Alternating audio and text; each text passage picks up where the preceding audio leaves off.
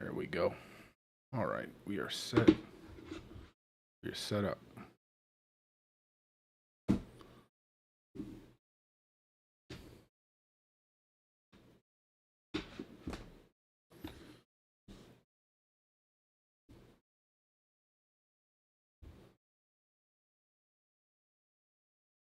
Let's go.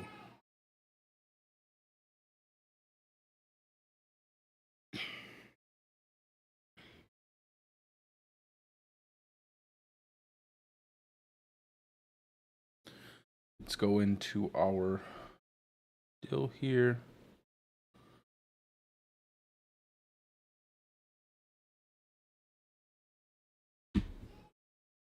All right, let's go for round 2. Now, I made some adjustments to this build while I was offline, and I think we're in a better place now. I think I'm in a much better place with the build, so I almost want to try out this clarity.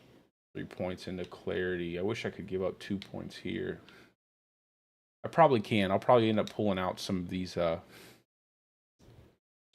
points in Ancestral Fortitude once I get all my stats set up on my Paragon board. I can invest in some areas on my Paragon board so I don't have to invest in Ancestral Fortitude. 1 point's okay. I'll be okay with 1 point.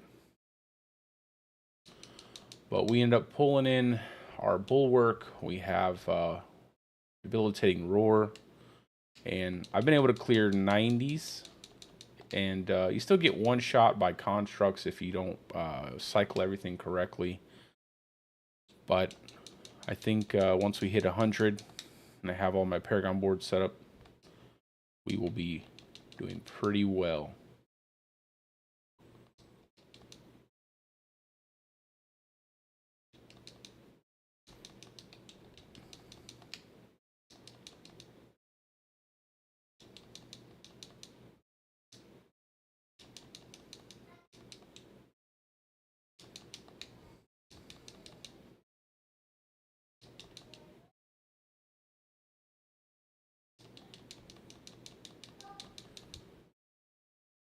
I think also when I get a ring of starless skies, I'm gonna need like 25 of those things by the end of the season.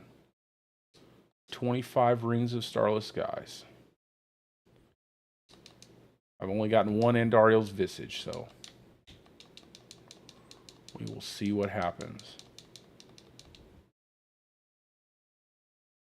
I wish I could fit a pair of Tebow's Will on here, but it's just not going to happen. It ain't happening. I also had to swap out my basic attack, so I swapped into Wind Shear. I think it works a lot better. I didn't want to. I wanted to keep... I really wanted to keep my Earth Spike just to stay in Werebear all the time. But unfortunately, I needed something to cool down my defensive skills. So I had no choice but to swap it.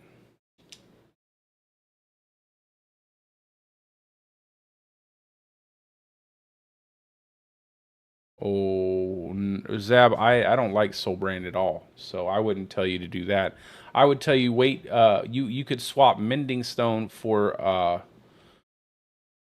Aspect of Might, or you could swap Mending Stone out when you get your Shaco for your Juggernaut aspect. But I wouldn't swap it for Soul Brand. I think I don't really like that cosmetic too. Not cosmetic. I don't really like that unique too much. But you can try it out for yourself and see if it works for you. I'm not going to just tell you not to. I wouldn't do it.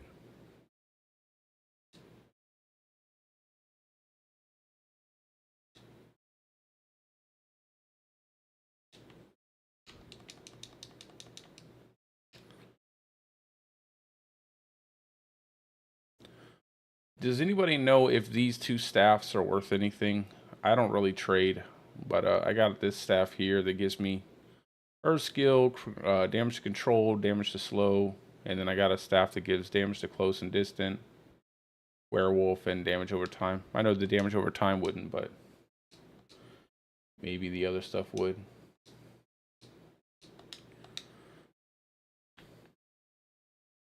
I need to get Duriel mats ASAP and just start plowing through thousands of Duriel just over and over until my mind is about to erase every memory other than Duriel runs.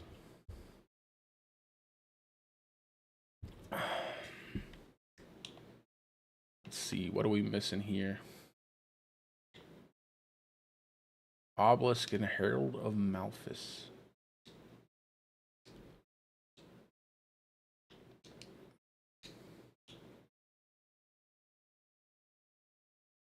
I think I'll run some tier 80s. I just did a tier 90 off stream, and it felt pretty good. It felt good. It was like a 93 or something.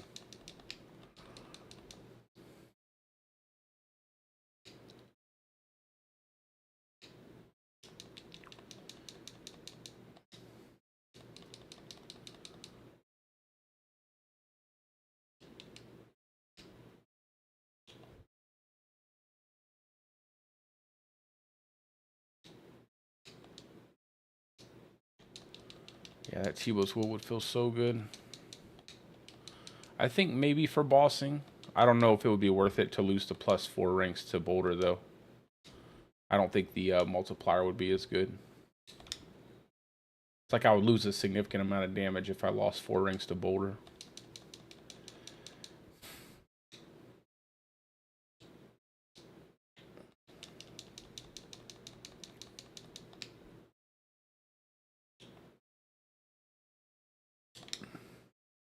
And then I'll do a Cinders.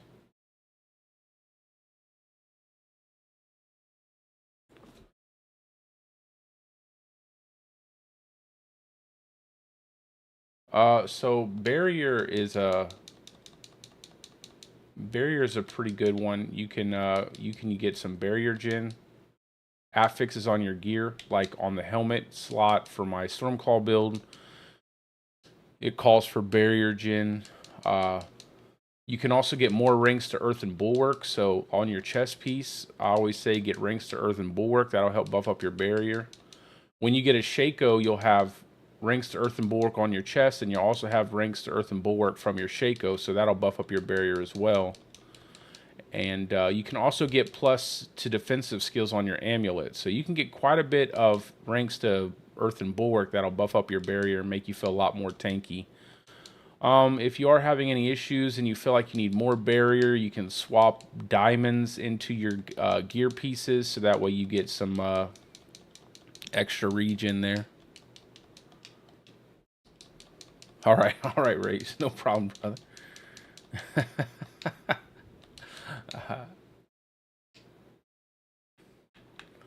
Okay, we're done with that. Let's see. I made a video. If you go to my Lightning Storm, my Stormclaw build, how to Stormclaw, I explained barrier in that video, so people who don't really know can understand how barrier functions. There is a bit of math in there. It's really simple math. It's nothing too complex. It's only for players who play on console, though, because on console I don't believe there's a good way to. We'll do the 92 just to kind of showcase it, see how well it holds up through 92. I think we'll hold up pretty well. I might make some adjustments to the skills. I think I do want to pick up the extra resource generation when swapping into human, because I do swap into human quite a lot. And I think that extra 6 resource would probably go a long way. I mean, considering I'd be swapping constantly. It'll make it where I don't have to use an eluding aspect. I don't really want to use an eluding aspect. I would like to just stick with what I have, even though it's a really good aspect to use for this build. But I might end up swapping into it, just if I can't manage the resource. I don't know if I necessarily need it. I kind of want to keep this. So how I have it set up is I have +2 ranks to Earth skills when I have Fortify. I have my Nature's Fury on my gloves. And then over on my rings, I have my Retaliation aspect and my Natural Balance aspect. But obviously, if I get the Ring of Starless Skies, I'm going to end up swapping my Retaliation to my gloves and taking the fortify off and using the symbiotic aspect on my boots. So I don't know if in the long run it would just be better to stick it out and keep it the way it was, and then just use the eluding aspect, or not umbral. Man, what am I saying? The umbral aspect. You guys are probably like, what is he talking about? The umbral aspect. Probably would be better just to keep that on my rings. Just because the transition would be easier. I wouldn't have to swap so many. And if when I write out the build, I won't have to like put like, oh, swap this to this and swap that to that. I don't know if I'm getting enough out of the +2 ranks to... Let's see what we can get going here. And I just finally got my potion to level 90, so that'll help too.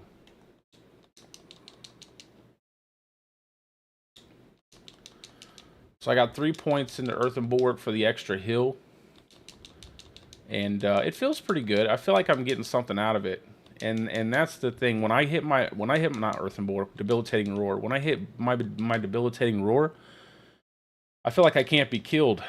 I feel like I'm unstoppable. But I need to save it. Like right there, I use it. I should have saved it for like elite packs. Elite packs that really give me the business, I should save the Debilitating Roar for. And then the Bulwark is cooling down faster because we're using the Wind Shear. So I am getting more out of that.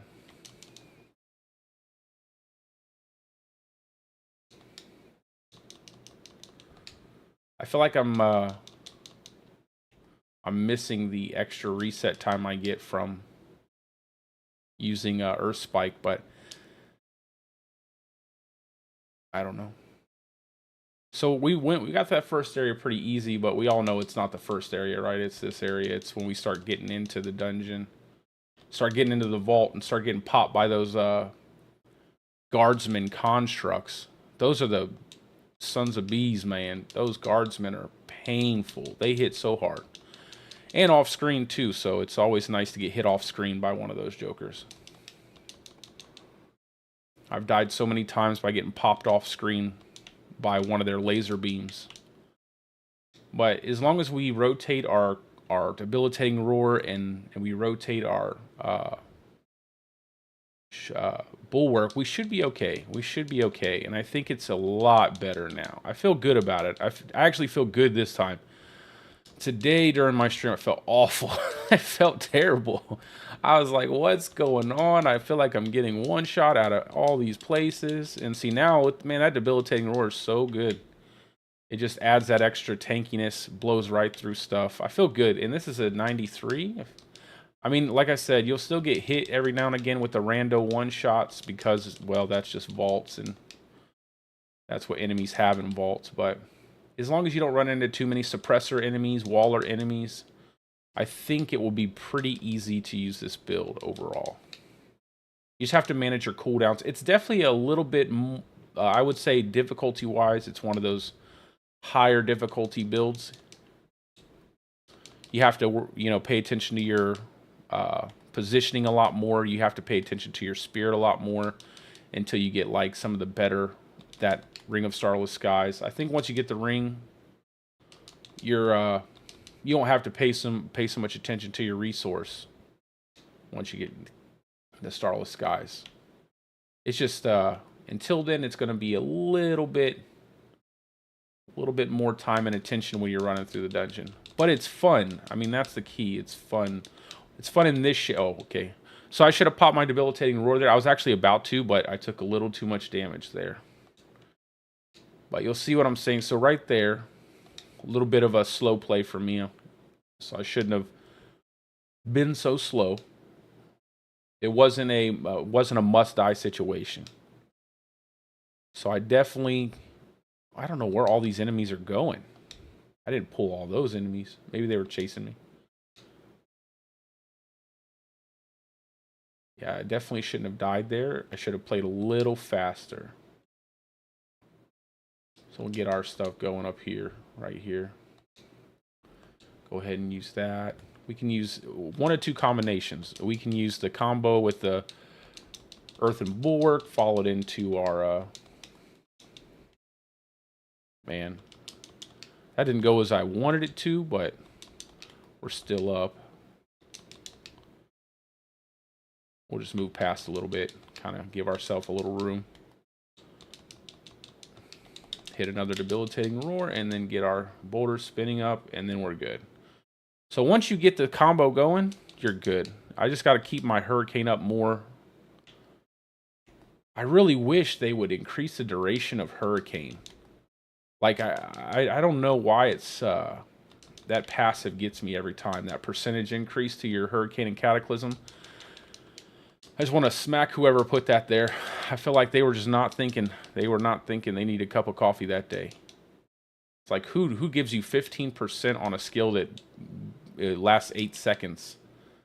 I mean, did they do the math on that? It's not. It's like 1 second added duration for 3 skill points. They really have to like start thinking about stuff before they put it. Like, if it was like 2 seconds every skill point to a max of 6 seconds, man, you would be sitting good. You wouldn't have to worry about your hurricane so much. You probably wouldn't even have to use Nature's Fury, to be honest, which would be nice, just to have not a Nature's Fury build. But yeah, I don't know who came up with that bright idea to do 15%. I've never seen that like in a game before, I think. I'm not sure. I'm sure I've seen it, but it's very rare to see someone increase the duration of a spell or something by a percentage. It's usually just a flat amount of time. Has anybody else in chat seen that before? I don't know. Like, I've never seen that. I can't recall ever seeing a percentage increase in time or duration of a skill. That's usually for damage, like damage or defense or something like that. Especially here where, I don't know, it just feels so weird. Like, no other skill does that. Like, if you look at the key passive for some of the barb skills, it's all seconds. Like, even here with a lot, like Grizzly Rage, it's plus 5 seconds with that aspect that gives you more time. Rampaging Werebeast. But then suddenly they're just like, yeah, we'll go percentage for Hurricane. I'm like, how did they come to that? Like, why would you do that? I feel like I wish I could sit down with whoever does the Druid class and just be like, hey man, let's just go over some things real fast. I think I can lead you in a better direction, like, than whatever you're currently sitting in. I hate when they look at this combo. So we got Waller enemies, which completely obliterates your boulder. Then we have wind wall enemies, which destroys your boulder. Well, it doesn't destroy it, but it makes it extra slow. I'll show you a funny. I think it actually has a funny animation, different animation here when you actually cast boulder. If I can get them to drop a wind wall while I'm not being attacked by 35 people. But I think if you use boulder and if you use normal boulder, it actually goes through wind wall, and if you use your Bouldercane, it actually gets slowed by wind wall. I'm fairly certain I cast it earlier, and your boulder typically goes through wind wall, but then suddenly when you have it wrapped in your hurricane, it doesn't. So I'll have to see if I can test that. I'm trying to decide whether I want to run Fang and Claw or Tectonic. I definitely need the damage reduction. I feel like I need the damage reduction from some of these. I would run Guzzler. It does scale really well. It scales really well, but I don't know. It's that secondary bonus, that 30% potion healing. I just don't know if I like that. I don't really need it. Maybe if your potion was able to give you something extra. Maybe they should change that to like after using a potion you get damage reduction or something. Then that would be really good. Like, but just giving you 30% more healing from your potion, I don't think it's worth it.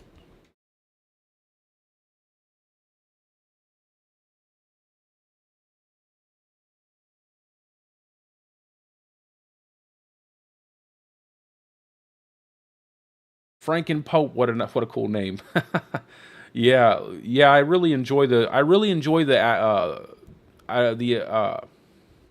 the look of the build. I really enjoy it a lot. I think it looks like it's a lot of fun. There's just so many things that interfere with it in terms of like enemy modifiers.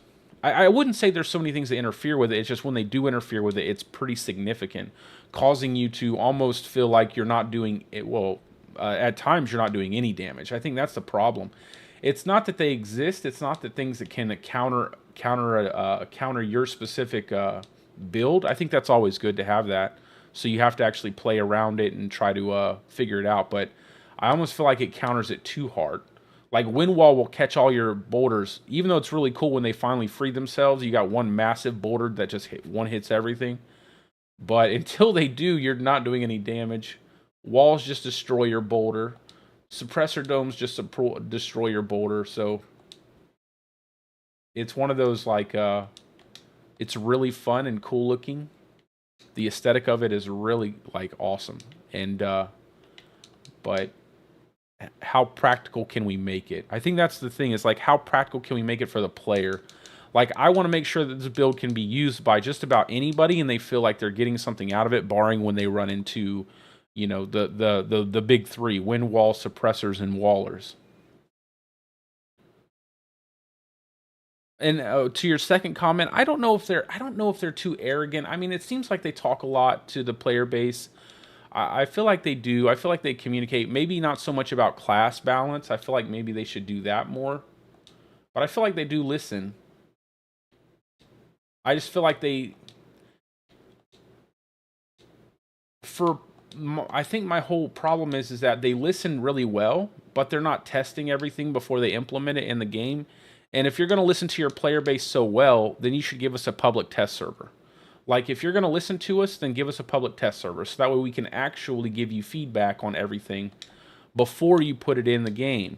And then we could start getting somewhere in terms of like not releasing patches that need to be patched again, and not having like game breaking bugs where you're doing trillions of damage with your Seneschal pet, or stuff like that. Like I think they listen, but I think they don't like. They're not proactive. They're reactive, and that's the biggest issue. They're not proactive. They're reactive.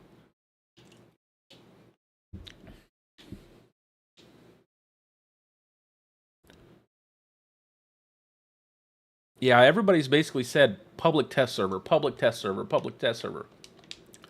I even had a good idea. I thought it was a good idea to make Eternal characters really cool, like something cool with Eternal Realm characters, so that way they're not just in a graveyard. Is that like maybe closer to the end of the season, they release all of the content on the Eternal Realm, basically turning the Eternal Realm into a public test server. So that way you get some use out of your Eternal Realm characters. So like if you played the season before the next season, so like if we're playing season 3, right?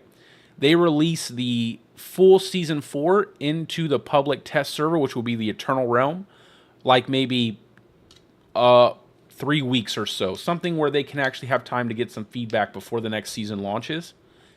And then like 2 weeks of that, and then they take it out, and then you're just sitting, and then you have a reason to have your Eternal Realm characters. And it could only be for people who played the previous season. So if you had season 2 characters, you could do the public test server stuff. It would just make it where I don't know. It would just make it a lot better. I think it would definitely give them some time to make some changes.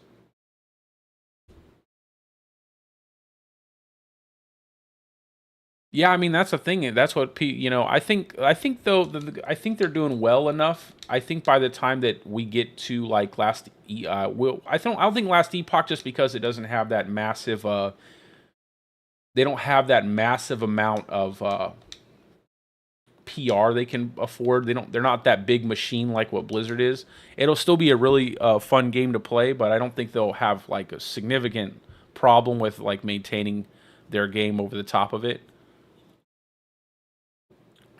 But obviously GGG is like so Blizzard is like your general surgeon. They kind of make they do that general surgery, and then GGG is like your neurosurgeon who's like over there hyper specializing in one specific game, and that's Path of Exile. So I think if anyone's going to nail that perfect balance between hardcore player base and a casual player base, it'll be them. However, my hope is that we get two really great AAA action RPGs to play. I hope that Blizzard, and with the Microsoft merger and everything, I hope they get super into Diablo 4, because there's such a the fan base for this game is amazing. Like the people who play this game, I've had nothing but positivity. Like everybody's super cool, super chill, and I think that's generally because most people, I would say, who probably play this game and enjoy it are people who they're busy people. They have a lot of stuff going on outside of just gaming, and not saying that's the only player base, but they tend to be a little bit more, I guess, interested in the outside things in life, not like strapped to calculators and spreadsheets for Path of Exile. So I don't know. They have a really great community, and they have a community of people who are ready to open their wallets and give that money. Oh man, come on, get up. They have a great community of people who are ready to open their wallets and give them money, but how long they'll have that community if they take it for granted is, I mean, that's the real question. So I know I'm enjoying the game. I'm having fun in Season 3. I like a lot of the different builds I can make. My Human Lightning Storm build was awesome. I really love the fact that I could do that. And I just want to get more unique, uber unique, so I can make the uber version of it. And my Stormclaw build surprised me. I'm surprised it did so well. And that's a build you can even use on the Eternal Realm, because it doesn't really function off of anything specific for the season. But, oh, that's a perfect... I wish I could just keep him up for a second without dying. Which one of these is Windwall? That's not you. Let me get this guy out of here. I want to test something real quick. I took that blister. Okay. Let me see if I can't die from this guy for just a second. I'm going to try to cast Boulder. Now, oh my gosh. I just want to test something. Chill out, blisters. I didn't even look on my map. So I'm going to see what happens. So I'm going to try to cast a Boulder through the wind wall. And then cast... You see how my boulders, when I'm in Bouldercane, like with the hurricane and everything, that stops the boulders. Now I'm going to try to cast my Boulder without the hurricane and see the interaction, because I'm pretty sure it rolls right through the wind wall. I just love how tanky Debilitating Roar makes me. I just can handle those obelisks. Those obelisks don't do nothing. Like, without Debilitating Roar, you're just dying to those. Alright, here we go. Let's see what we can get him to... Alright, we should get it right off the bat. I'm fairly certain I see it pass right through. Okay. Okay, never mind. I'm completely wrong. Alright. I thought I did. I thought I seen it pass through. So it does affect regular Boulder. I thought I was killing one of these things earlier, and I watched a Boulder just go right through that thing. I could have just been having some lag. I'm not sure if I was playing on my Xbox or not.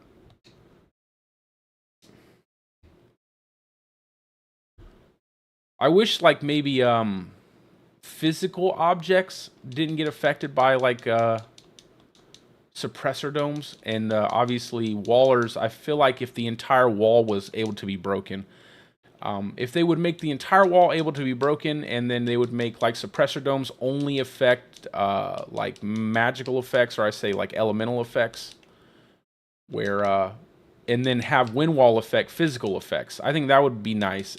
Just a different way of kind of making those two work differently, and not penalizing certain builds with multiple.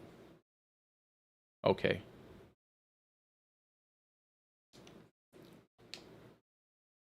And then not penalizing certain builds with, like, 3 different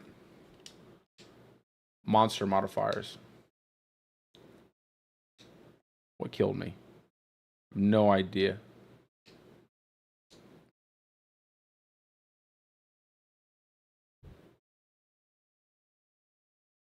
All right, brother. Have a good night.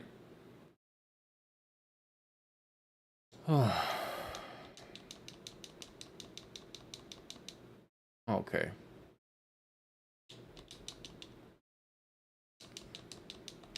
Yeah, I think I might go ahead and swap to a looting aspect just to keep my just to keep more spirit up. I really do like to have that extra ranks to boulder on my boots, but just trying to figure out different ways to make the build work.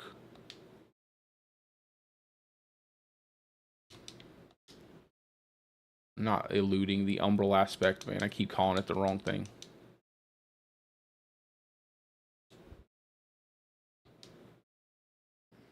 But everything else works good.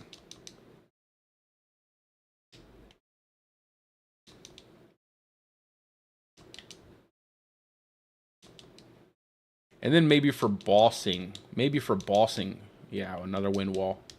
I think I'll just pass these guys up. You know, at the end of the day, I don't really need to kill them. I'm just kind of like running it through stuff. We might get more benefit out of just passing them up momentarily to get away from the wind wall.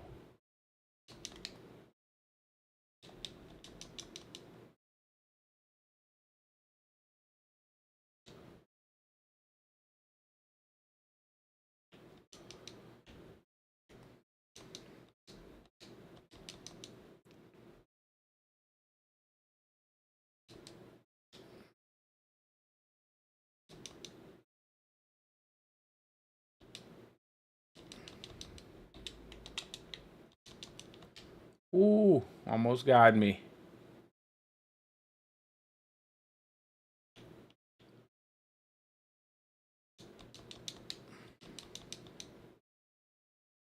I like the bear animation. And my boy's looking like a bowler. Just sliding that hand down. Is that... Look at how he just cups it. Just cups that wrist. Ah, get out of here. And this construct's trying to one-shot me off screen. Get out of here, bro. I'm just going to pass this stuff up. Maybe it'll chase me a little bit. Man, that flash. I was about to cast my roar too, but I didn't think there was anything that was going to hit me.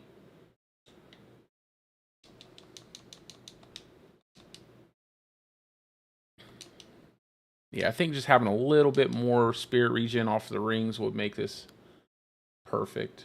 I'm pretty happy with how tanky it is, though. Sure, I get one shot every now and again, but if that's only because I'm not paying attention to... That's more of a user error, I would say. Because I had my debilitating roar off cooldown. I could have used it.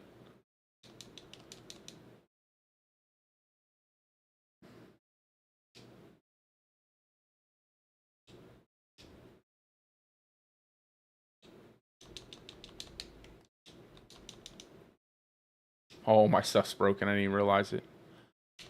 I'm not here for the items anyway right now. I'm just kind of... I'll just go back to town real quick and fix my stuff. I don't really care too much about the items. Let's go in here. If I can get out. Yep, I got out good.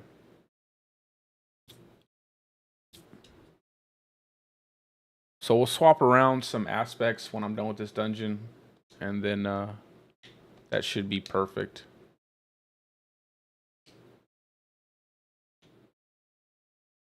I just wanted to see what that extra ranks to your boulder would feel like from your boots. With having the fortify up.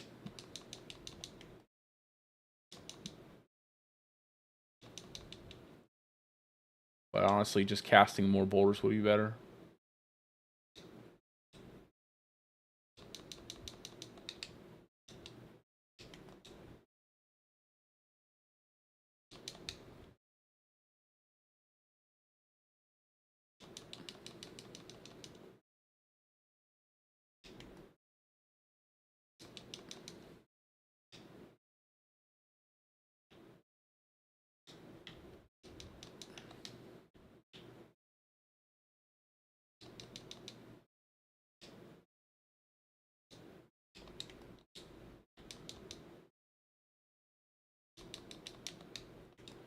Ooh, need to back out of there. Wait for my stuff to come off cooldown. I gotta pick up potions too.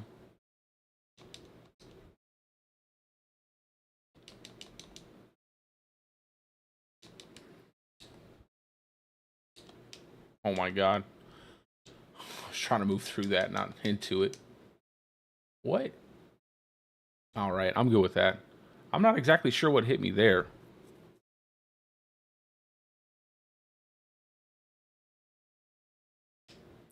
Let me swap around some of these aspects real quick. So we'll drop off, we will go through this real fast.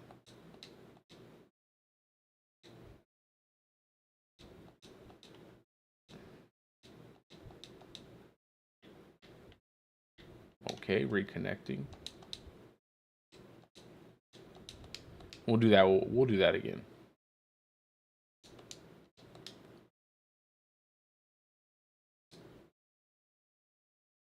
All right, so we'll grab.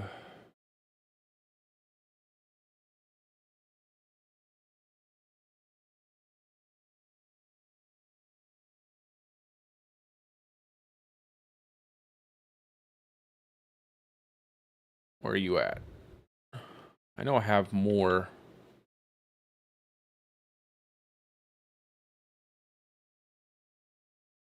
Barrier. Shred. Don't tell me I don't have another.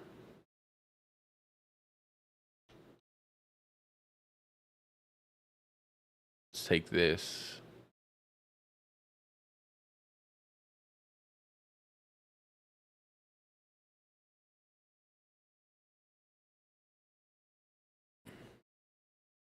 Keep that.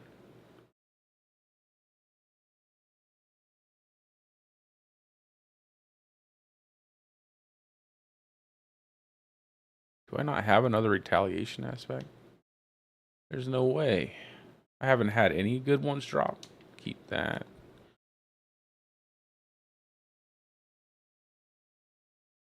I think I can get it from the codex anyway. I think I can get it from the codex. Not the best version of it, but it's okay. I think I can get it from the codex though.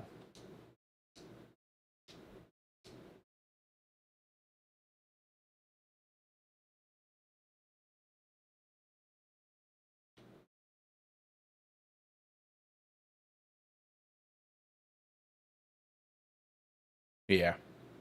Dry steps. I'll grab up. Let me just do that real quick. I'm going to go and do that dungeon. That way I can swap it out. 20, it's like 10%. It's not going to like lose anything too much off of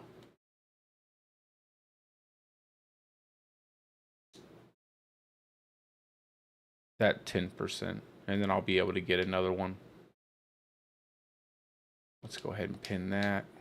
Let's go run that real fast. Where is it at? Don't tell me I have to do a stronghold. Okay. It's like, I don't want to do a stronghold.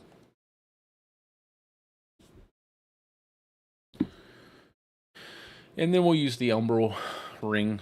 We'll have an umbral ring until we have a ring of starless skies. And then once we have a ring of starless skies, we'll be good to go. I think having a little extra will go a long way in terms of spirit generation. And then I will move around my Paragon boards and test this thing out in tier 100s and killing Uber Lilith and doing all the bosses before I put it out.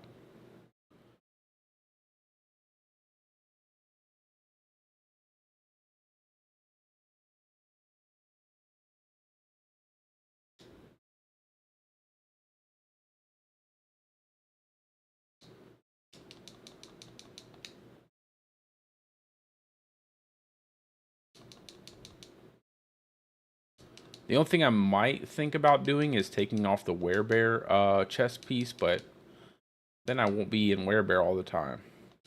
And, well, I'm not really in werebear all the time anyway, but I'll lose ranks to Boulder.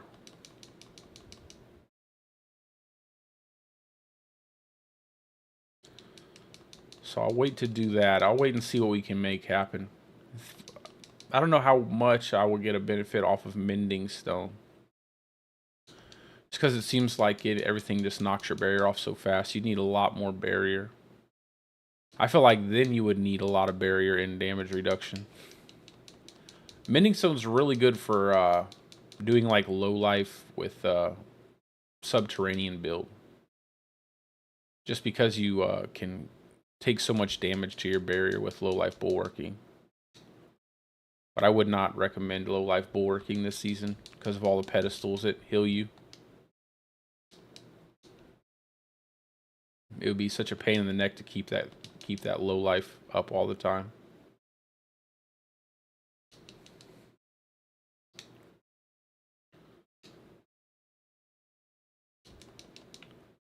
We're gonna grab this aspect and swap things around, so we have to use the Umbral Ring until we get the Ring of Starless Skies. I just wish I had one already so I could see how much you get for your resource costs.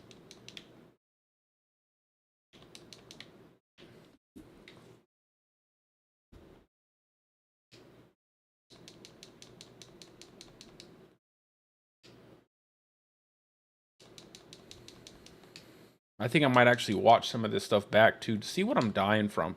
Some things that just looks like I'm getting hit off screen with like a construct or something like that. One of the laser beams from the constructs, the guardsmen. Could be an accumulation of the Vizier constructs as well. Those two constructs do a lot of damage, man. A lot of damage.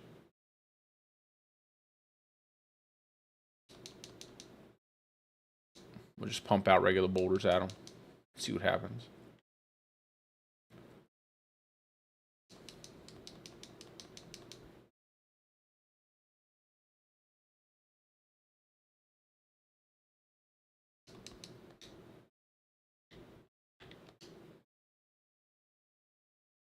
Oh, let me grab this just for the speed, man. That'd be... I was like, I don't really need the shrine, but the speed is nice. Oh my gosh. Could you imagine if I can move this fast all the time? Oh, I would be so happy. It would be so nice to move like this.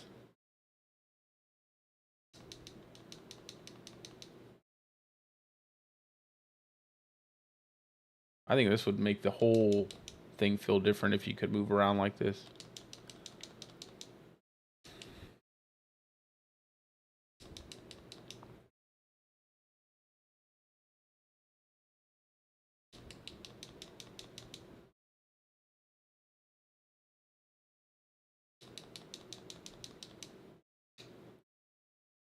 Come on, walk.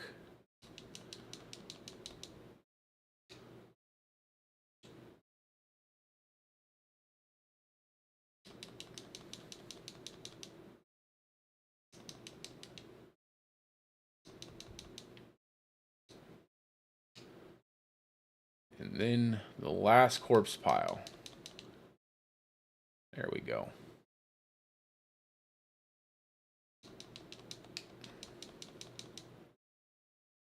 And then I'm basically in the same exact build that I made last season.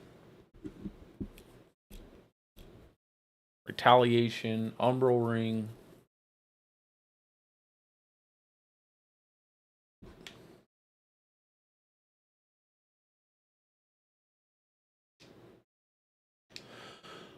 Well, that's not bad though. Not enchant, imprint. Let's go with the retaliation. And then we will throw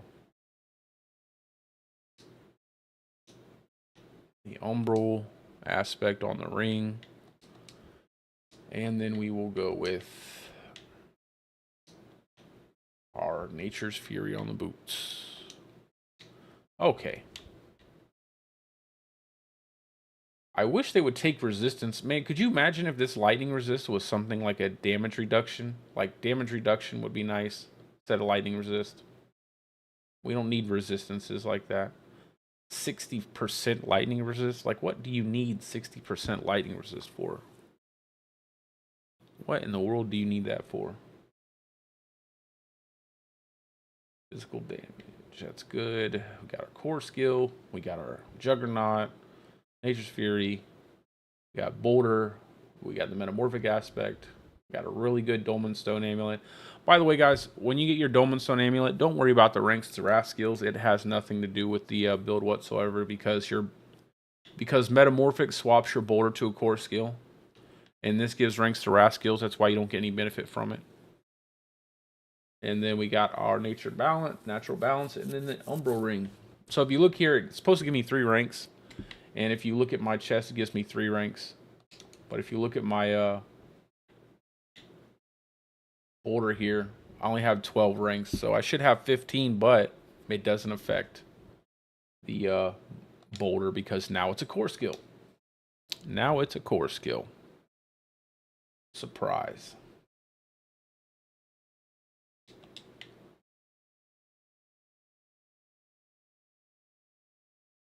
Let's do...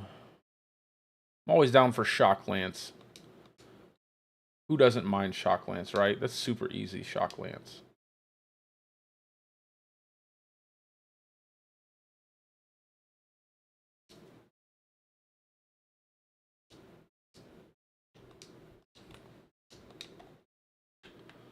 Hopefully I don't eat my words.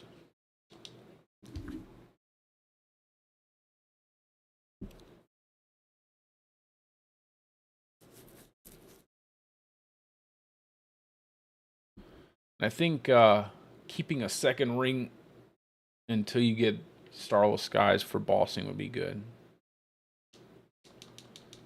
I should probably stop using my, yeah, you see how fast your spirit generates? It's just it's almost like you have to have it, unfortunately.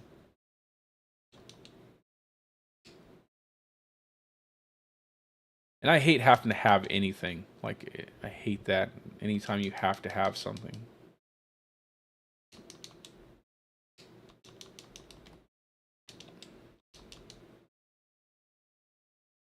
Just significantly better.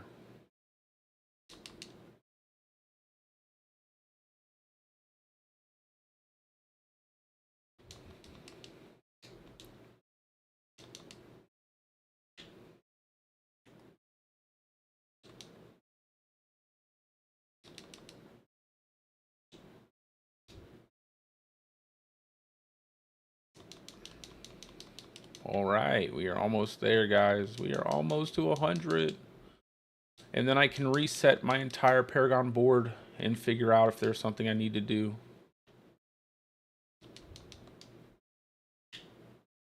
I mean, look how your spirit just stays up, man. +4 on your regen.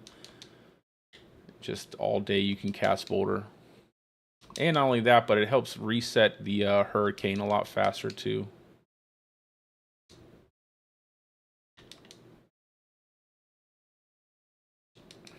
But that's not really the issue, right? The issue is one-shots.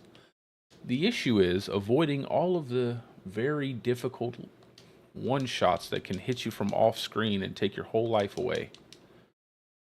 From a random guardsman. I'll run 40s with you, Rage. Yeah, I'll run 40s with you. Absolutely, bro. Let me finish this one. I just want to test out this stuff a little bit here. See, that's not bad. You see, he didn't hit me for my whole health bar right there. That's not bad. Like, I don't mind that. Like, that stuff is okay. That's good. Perfect. Gives me a chance to, like, react to it.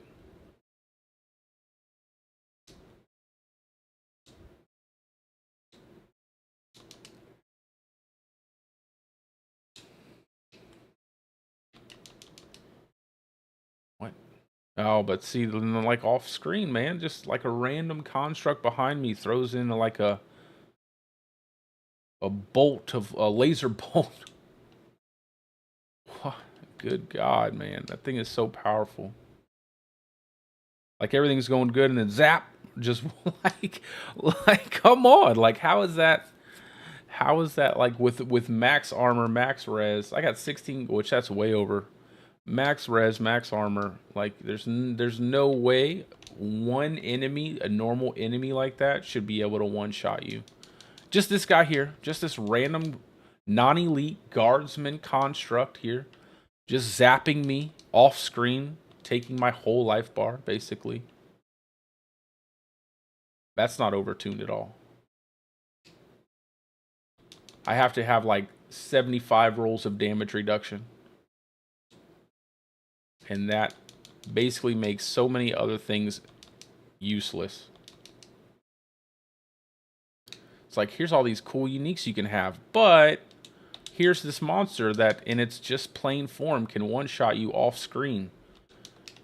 And you cannot actually do anything about it.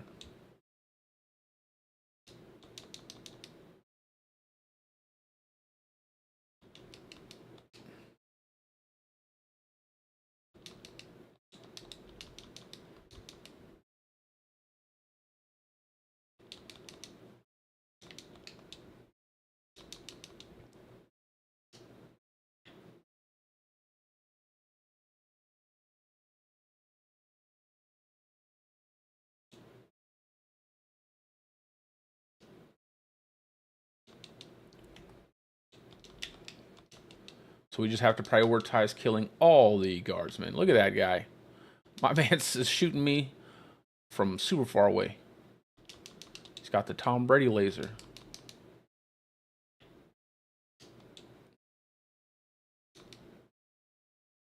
Use my ulti because I have no way of pulling them. Get out of there. I think that's just a bad idea, staying in there. Not until I have a defensive option. I'll give you a regular boulder. Get out of here. You get a regular boulder too. Get out of here. You don't even get my hurricane boulder.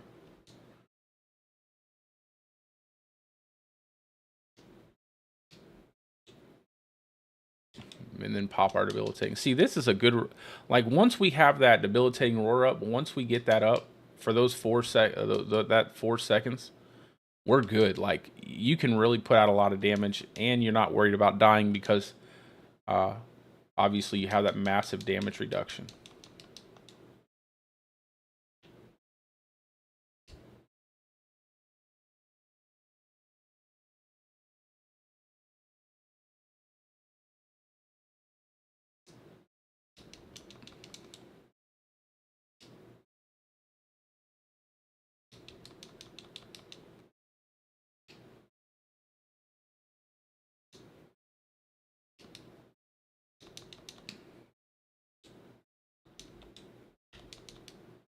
It's like I can just stay and cast my boulder, kill everything with it.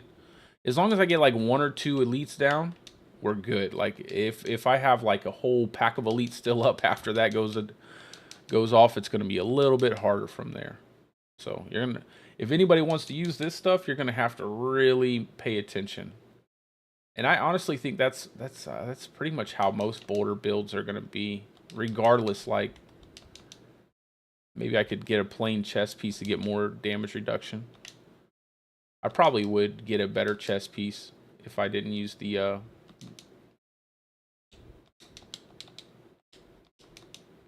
Insatiable Fury chest piece. But I really want to keep it. I really want to keep it. I think we can if we manage our debilitating roll right. I think we can keep it.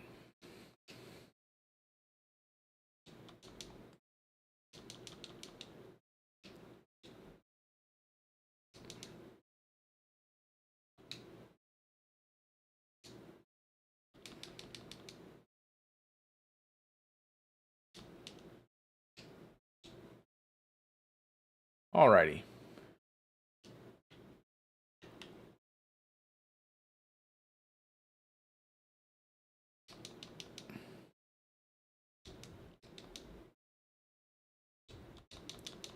I mean, you see what, once we have that aspect, the umbral aspect, we're good to go. What? Then it's all of this. Like when the enemies just get pushed, it's not quite good. Still not bad though. We just need to make sure we're moving around a lot more, kind of positioning ourselves better to take out enemies. But worked pretty well. Like we had some, that was pretty easy. Didn't really have to worry about dying right there. So we died once to a random construct shot in the back. Like the yeller coward that he is. He shot me in the back. But, not too bad.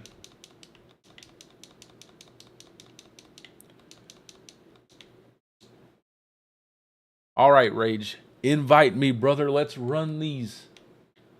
Let's run these 40s. Get you. Are you just leveling? That, because I'll definitely help you out, man. Anybody, by the way, same thing as always, guys. If you need help leveling anything, join when would now be a perfect time to join in the group or whatever. So that way we can level up your character. I'm pretty happy with that, though. That felt pretty good. That felt pretty good. Other than the random one shot, it felt pretty good. What do you guys think? Do we have any opinions? What, my invite is locked. Oh, I gotta relog. Okay, let me just empty my inventory real quick and I'll relog.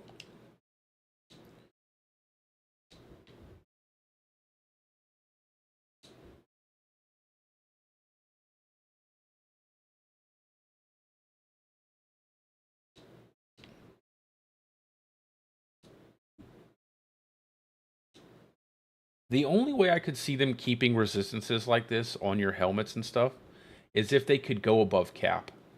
Like if you could go above cap on your resistances, I would definitely say, cool, it would be worth it. I'm going to keep these pants. These are going to be better than the pants I have if I get ranks to Boulder on them.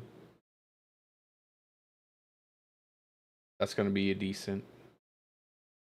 I'll take the damage while injured. Even it helps. That's a big damage reduction.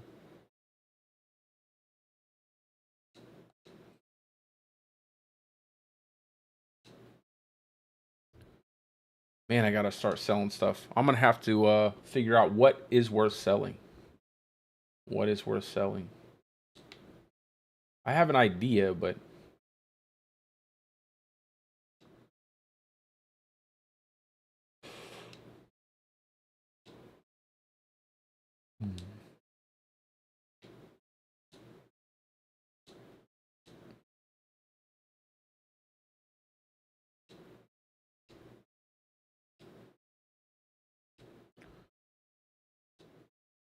let's see. Anything good? Anything good?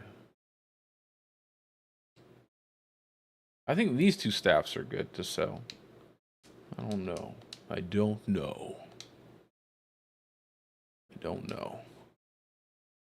All right, I'm just going to try to get ranks to Boulder, and hopefully it doesn't give me 2. It gives me 3.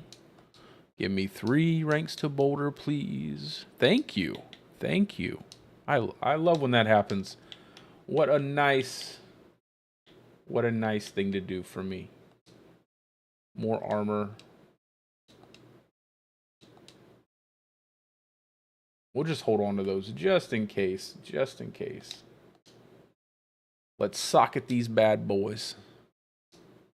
I don't even know if I have enough of the, okay, good. I was like, I haven't done a Legion event in a hot minute, so I don't know.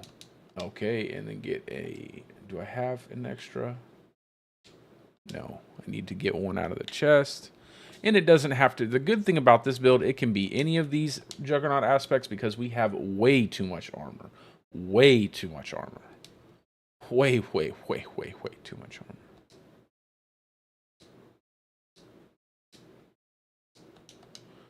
Okay, let's level this bad boy up.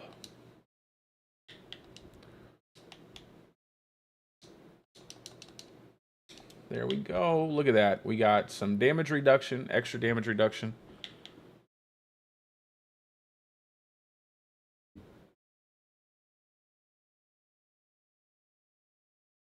Yeah, we can do that.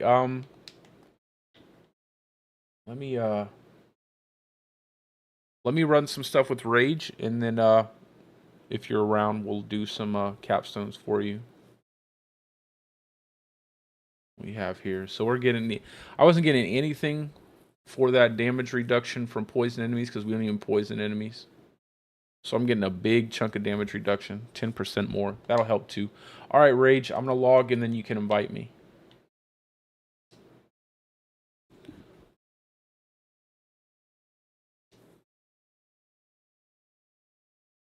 Actually, you know, why don't you jump in and we can do your capstones, right? And then we'll just do the tier 40s with Rage. Is that okay with you, brother?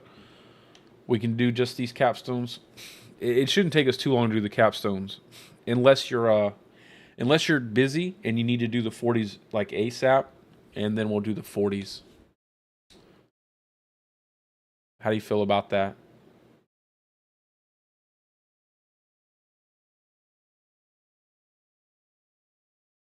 It's up to you. I've already made a commitment to Rage. He's the judge jury. What do you want to you want to run him through those capstones real fast? All you have to do is go down in the description of the stream and add me. I have my battle tag down there. Send me an invite. Oh, cool. All right. So yeah, go to the description of my stream. My battle tag's there. Send me an invite. I'll add you, and then we'll get you in the party and we'll do your capstones. Let's go. Or if you've already if you're already on my list of people, just let me know what your name is, because it's always hard from the names. It's like finding out who is who, even still. Also, guys, like I said, I have a clan here if anybody's interested in joining the clan. So if you guys want to jump in the clan, that'd be cool too. And that way we know who's all online and we can all play together. Because that is the goal. Play together. Together. Together. Okay, let's go to the main city. Together.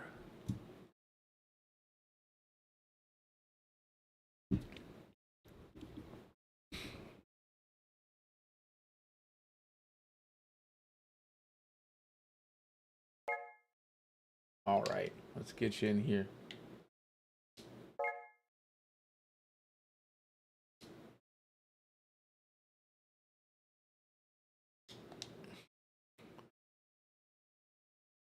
I think you just asked to join party.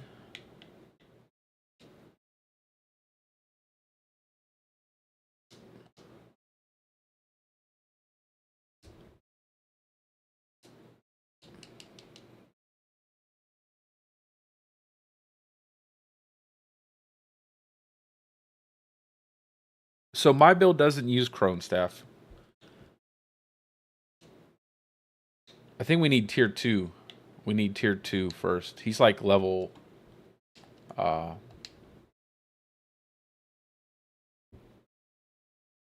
pass me lead real quick, Rage.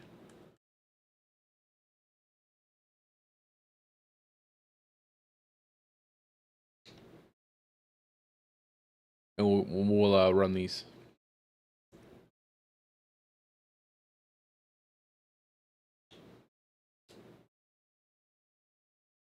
Okay, it should be good now.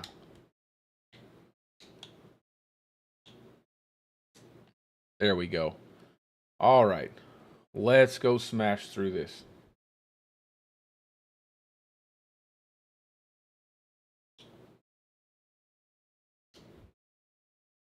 Yo, what's up, Clark? How you doing, brother? I'm pulling a second stream, a late night stream, so that way I can hang out with everybody at night. I was struggling earlier making this Bouldercane bear build. I was really going through it, but I think I found a good way to run it now, so pretty happy with it now. I think it works pretty well. You know, I could probably use... I think another thing that might be good on the boots is if I had... Stay here at the entrance. Stay at the entrance.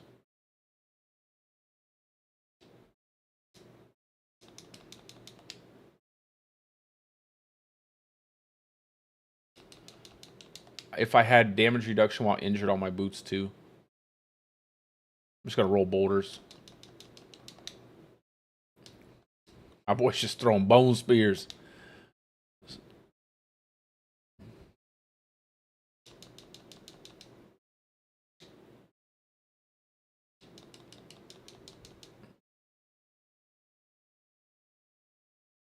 When we get into the second part, move up because there are enemies that will spawn if you don't. So those what will happen is enemies will spawn on top of you and you'll be at the entrance. And it'll make it where we'll have to run all the way back to kill them. So as soon as we get into the second area, move up and then go through the portal. But we'll kill everything on the way there.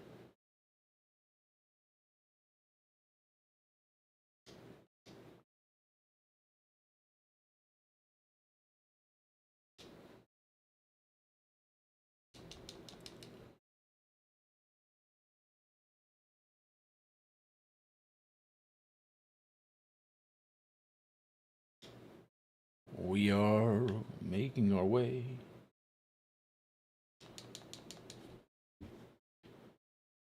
Run and pulverize. Yeah, that's that. I'm trying to make another bear build. Like, I'm trying to make a secondary bear build that actually, isn't utilizing werewolf. Like, there isn't any. There's literally, like, pulverize and that's it. So I'm trying to make a second bear build for people who really want to play bear, but they don't want to play pulverize. And I think I've got it down now. I think we're good now. I just have to run it through tier 100. I need to get my Paragon board set up because I don't need so much armor. Okay, move into the second area. Q, move up into the second area. But because I don't need so much armor, but I do need more resist. I'd like to be able to take off all the resistance and stuff that I have attached through Ancestral Fortitude. I'd like to take those off. So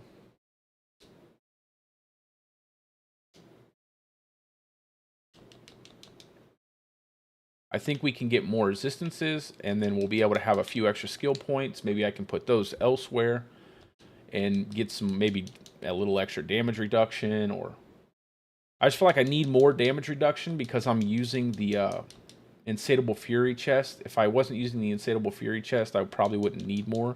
Yo, did you see that millie? I hit a millie.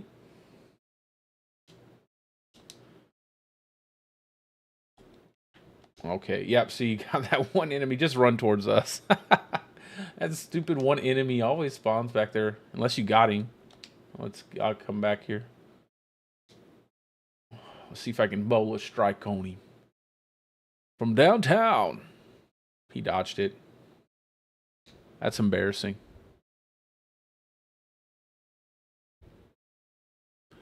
I mean, so far it's like it's not. See, the thing is like making a build for everyone is a lot harder than making a build for yourself, right?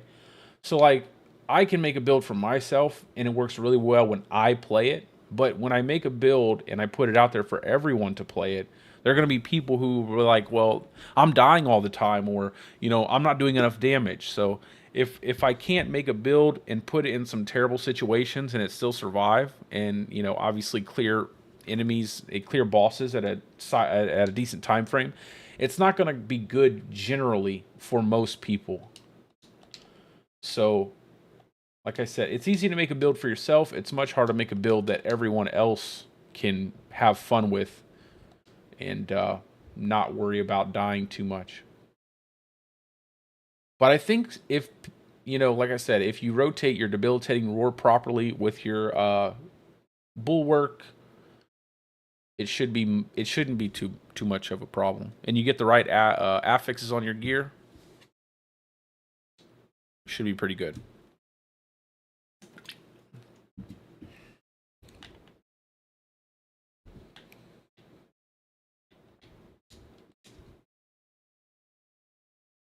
I'm really thinking about that damage reduction while injured, though.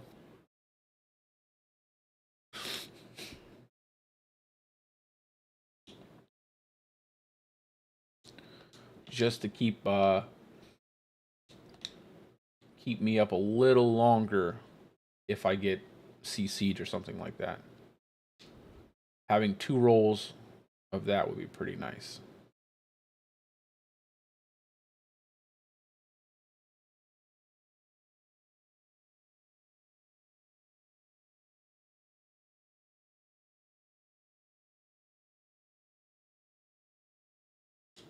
My goodness. I missed the sprint ball. Am I just going right out of here? No, I'm heading the right direction.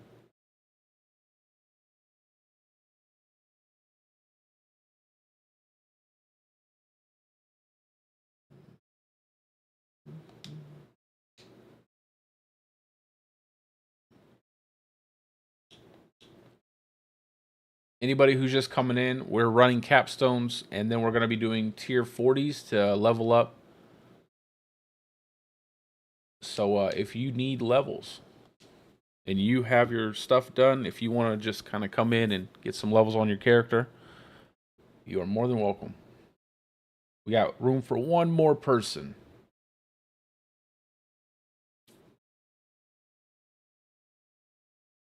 I'm in the capstone, guys.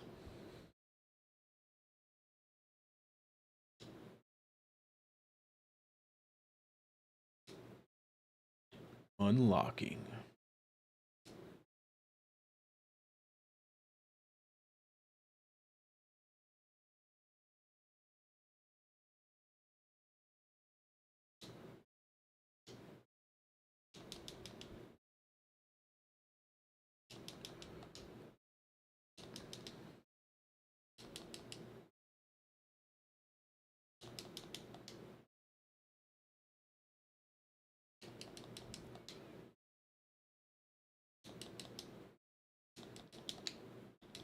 Oh, yes. What are you in tier 3 or tier 4? You can jump on in, Clark. If you're in tier 3,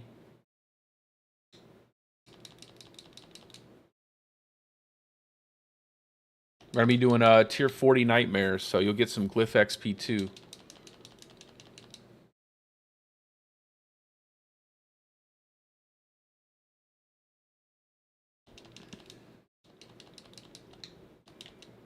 We just did the first capstone, so we're just doing the second one.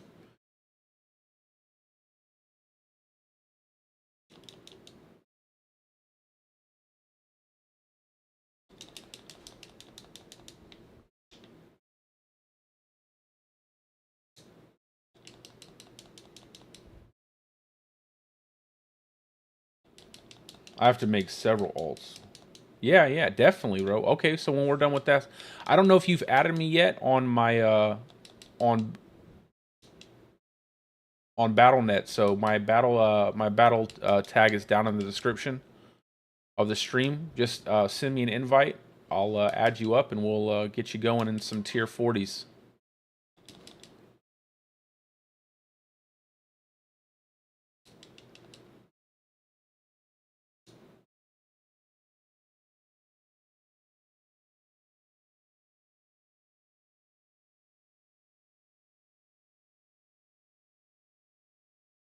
Bang. Oh, that's funny. We both went the wrong direction.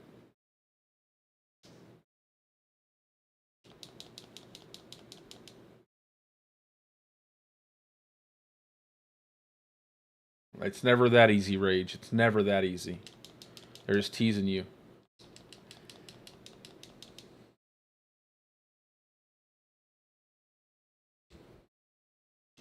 The big level is level 60.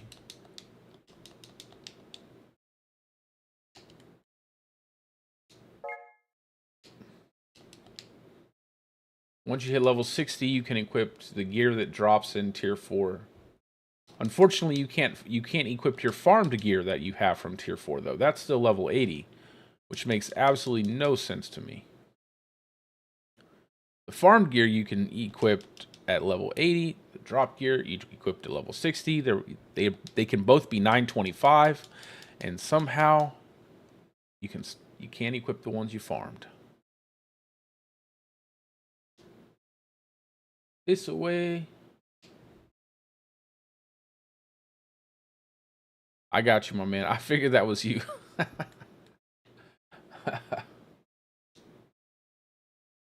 You're on your 100 though. You got to get on your barb.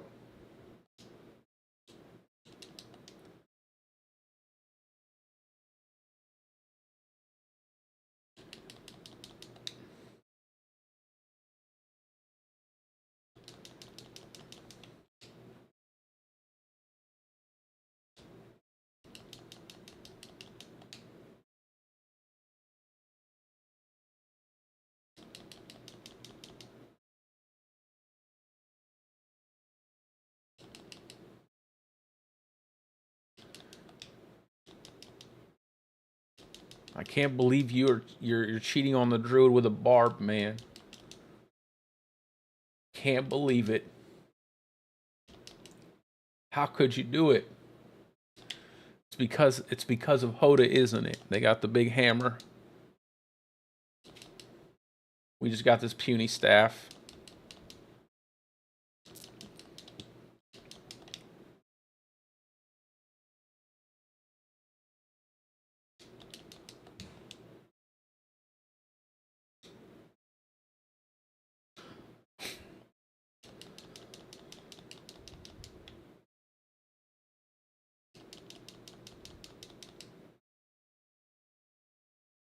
Yo, where's... Did I just like go through the entire area and not get one Animus carrier? That's hilarious. I went all the way around the map and got 0 Animus carriers. Well, I guess they're up in the middle part of the map. I know, right? When you just walk in and casually one-tap bosses, it's just like, oh, well, that's easy. Makes doing your Durio runs like so easy. But man, I can't lie. I love the way they did Uber Lilith this season. Like having to actually engage with those mechanics. I just wanted to be like super rewarding. I wish he had a maybe half the chance to drop Uber uniques that Durio does, and then drop some cosmetics, just something. It'd be cool because I would farm Uber Lilith all day. Instead of having to farm mats, I'd farm Uber Lilith.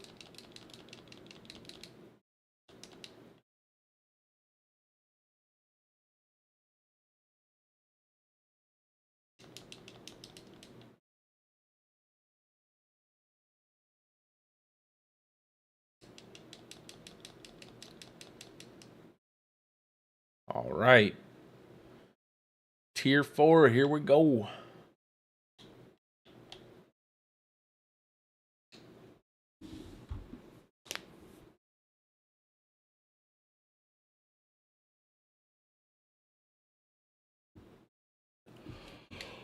Oh. All right. Swap over to your barb. Where are you at?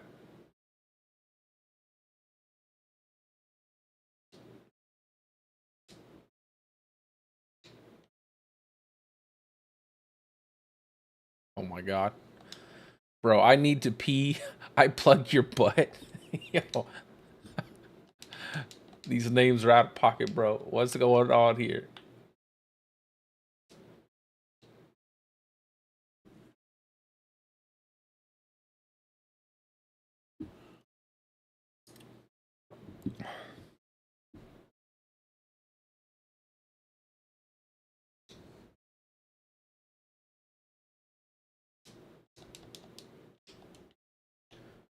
All right, get that.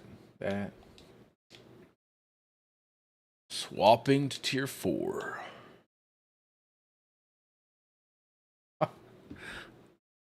I might be against the terms of service.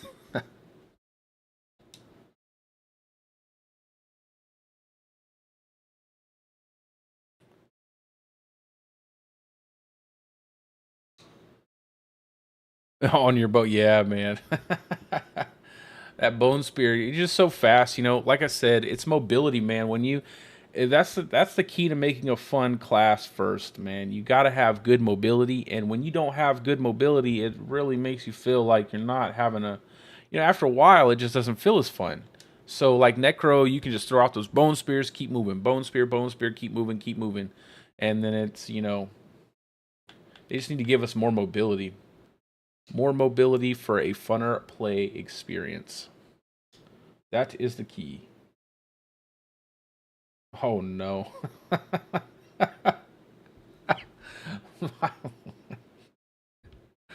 Yep. I'm not going to say that one out loud. Well, it looks French, man. Is that like a French name? I think so. It looks French.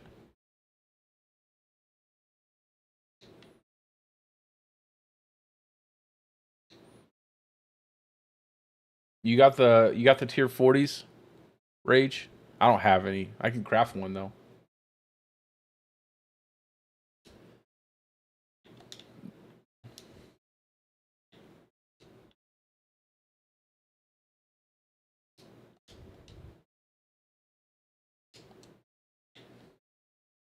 Oh, you're already up. Where are you at?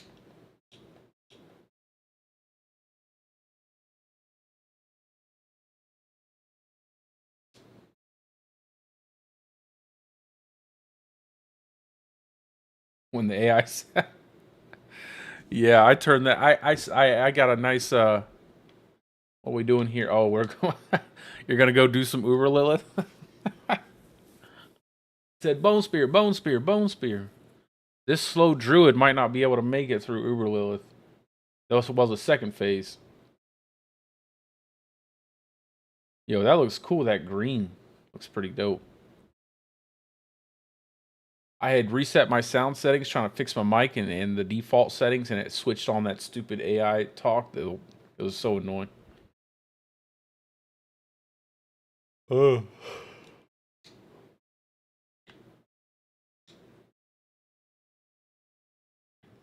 I have not done Uber Lilith in a party before.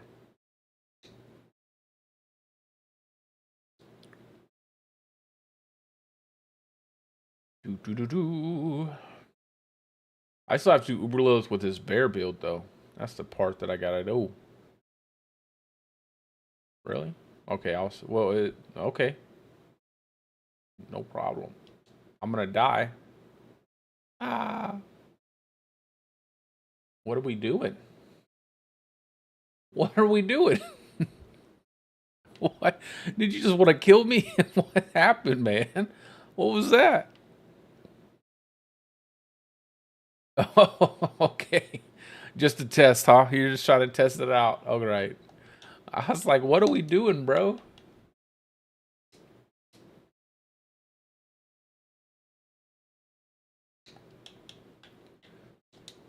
Let's go to the dungeon.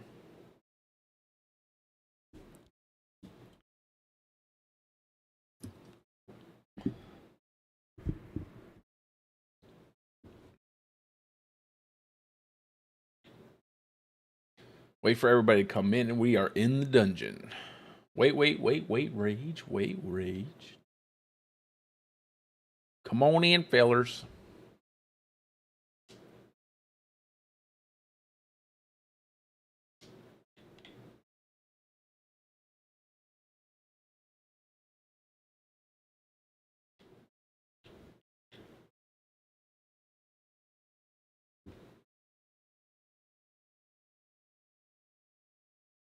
Yeah, if we get a spot opened up, brother, we'll get you in here. We will get you in. Is everybody in the dungeon?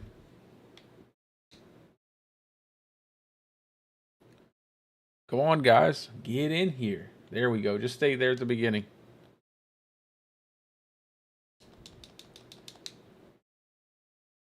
I'm running with the boulder bear.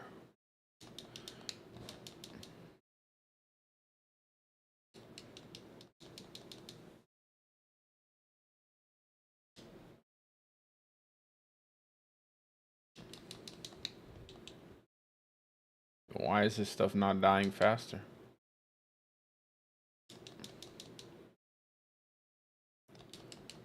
We'll try to kill everything on our way up here. That way they can come in and not have to worry about getting completely destroyed by something.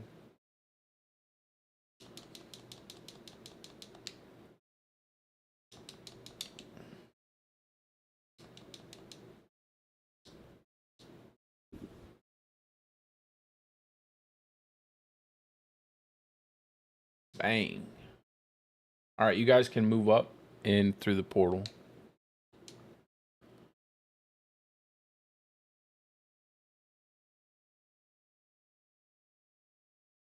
I don't need any of, well, I could probably use the Seneschal tuning stones.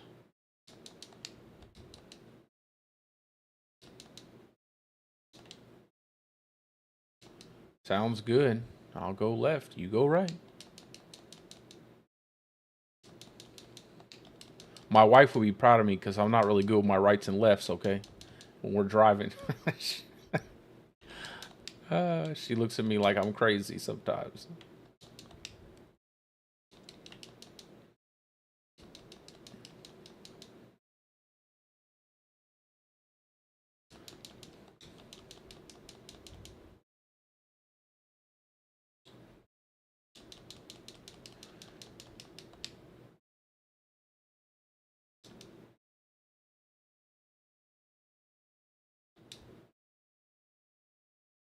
Get the spin going.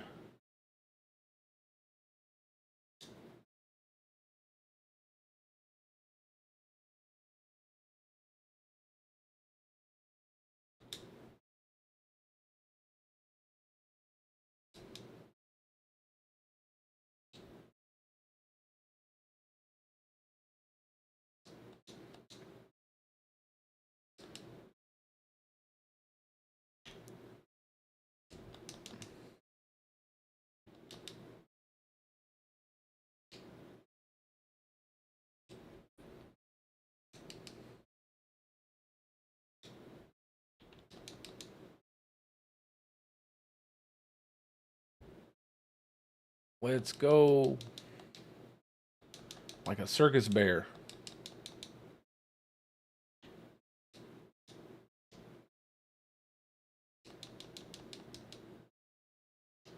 Who died? Y'all died? Did we miss some monsters? Just revive, guys. Just revive. Just revive. We won't need the revives anyway.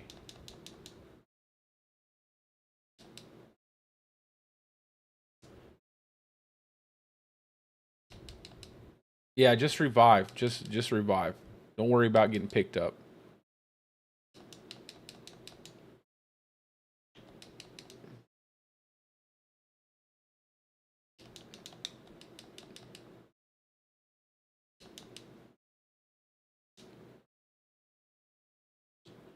Getting to 60 and then you should be good for your gear.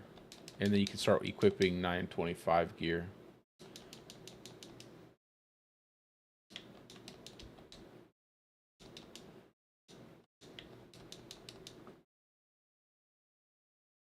Go.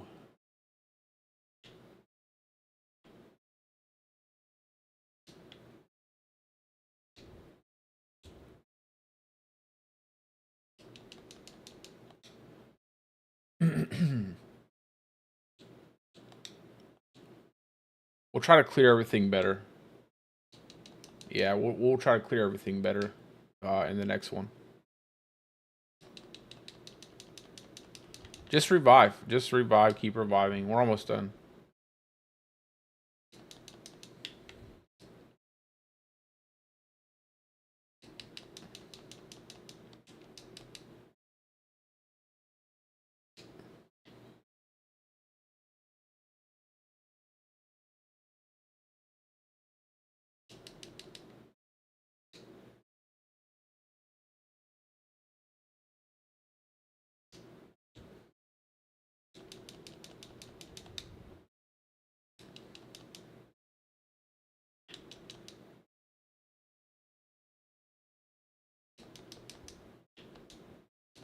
I got another sigil.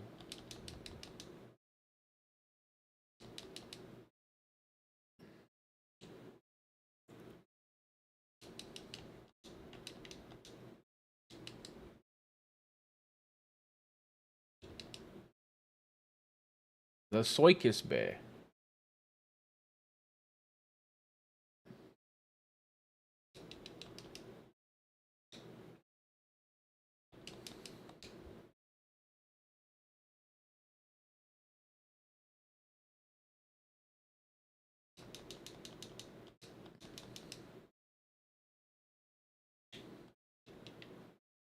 I finally got my headset to work for the party chat in the game too, so I'll be able to use that.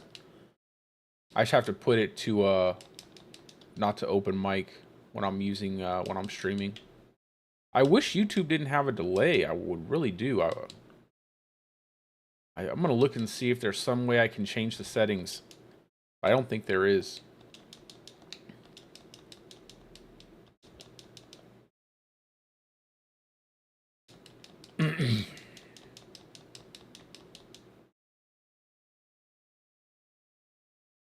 All right, we're done. We're in the treasure hall. So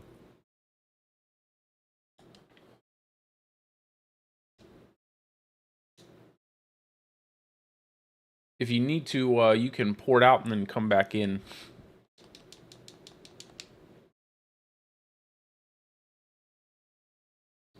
On one of us.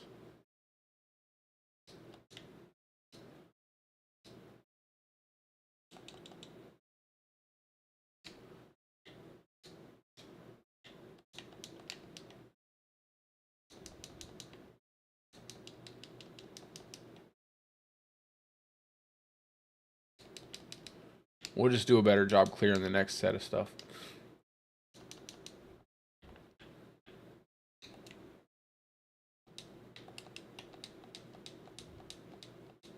I'll look for a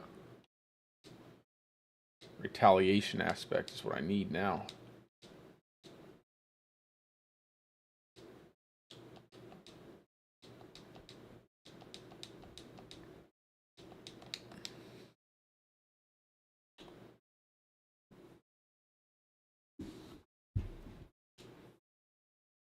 That's okay. It's no big deal. We're gonna do we're gonna do plenty of these, so there is no issue. You will get plenty of stuff. We'll clear out everything a lot better, and then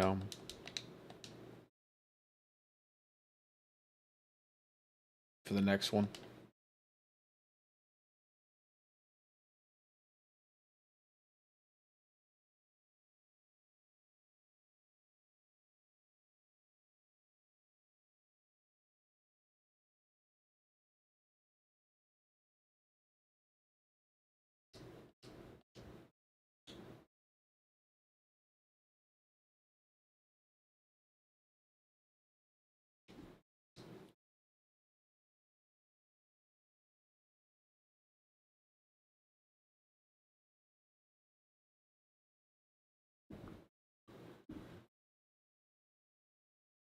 I am in the dungeon. I am in there.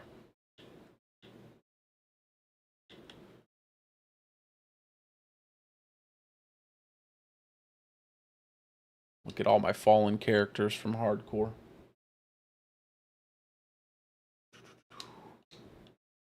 All my poor hardcore characters.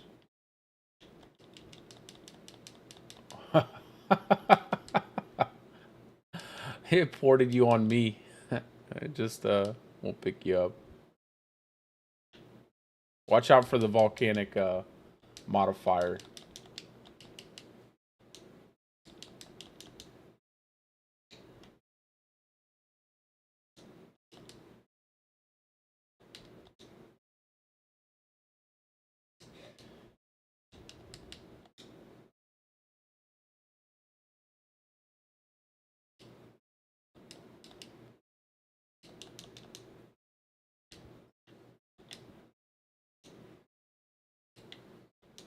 Oh, I got plenty of elixirs. I don't really even use elixirs. I always forget to, just because I'm not playing hardcore, so I don't use the death evasion makes me use elixirs in hardcore just because you have to. But it's so hard to remember to do it in softcore.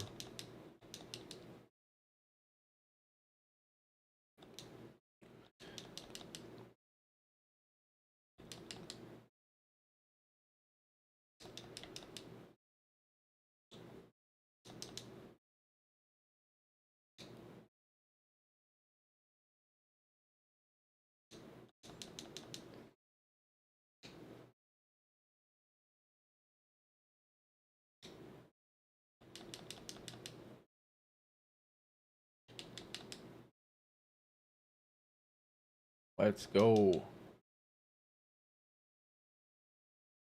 All right, into the portal. The gateway. Nice. It's always good to get these.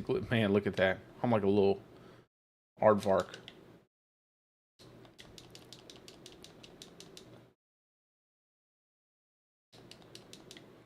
I can't do anything about that wall.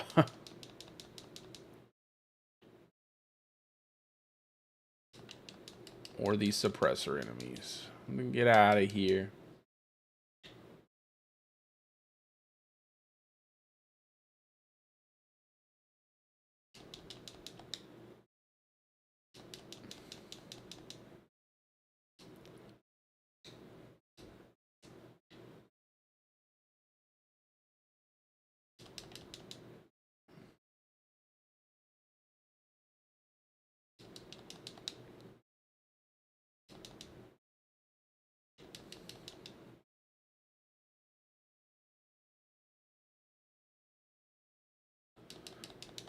Let's go. If I was on my other Stormclaw build, this would be so much faster.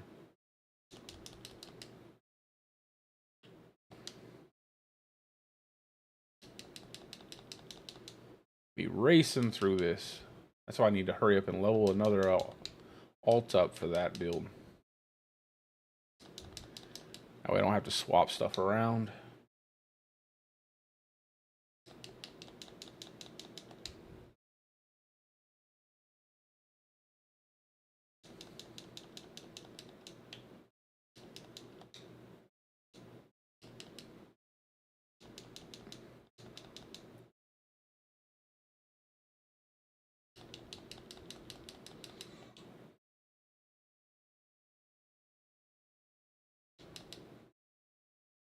I think I'll be able to free up so many extra Paragon points because I don't need armor. I'll be able to really move the boards around, get more damage, or get more survivability in terms of like damage reduction from stuff.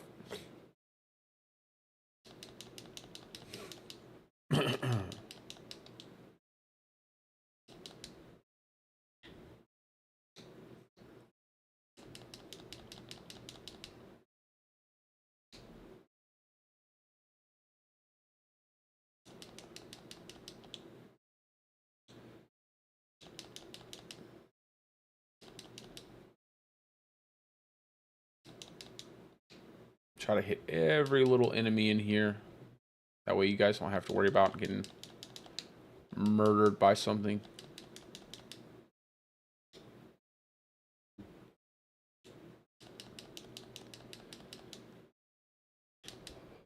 And then we can do some higher tier stuff too, because we can, once you hit 60, we can get you 925 gear pieces, and that'll be much easier for you to get on your way to doing stuff than doing 40s.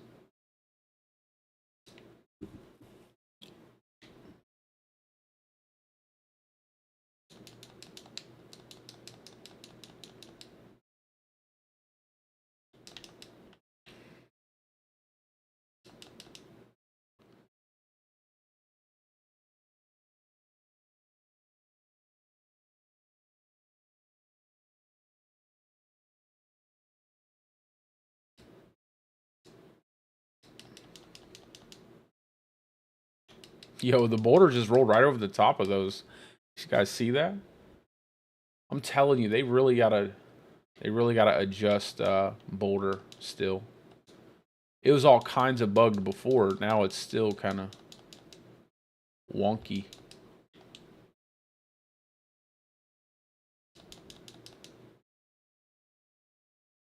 See, when you just cast boulders, cast boulders, cast boulders.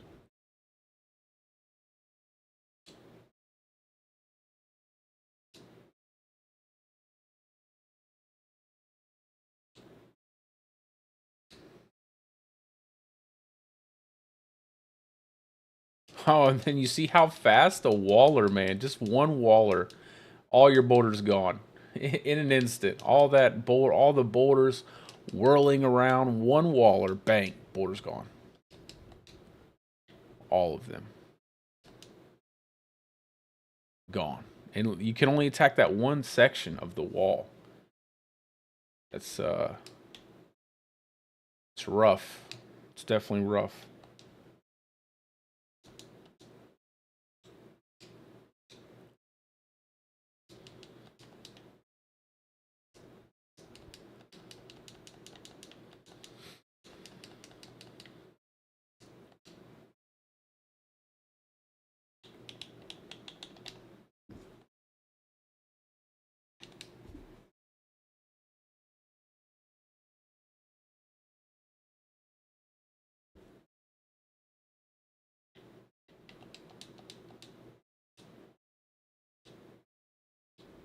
have a lot of aspects for shred, so I'm definitely excited to get started on that build.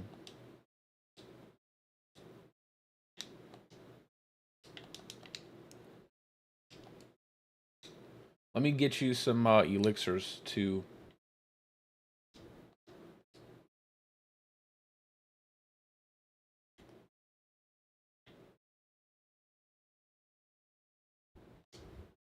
What am I doing?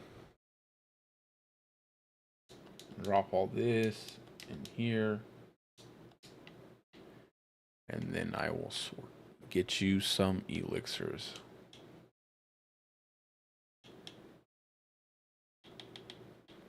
We'll just give you 10.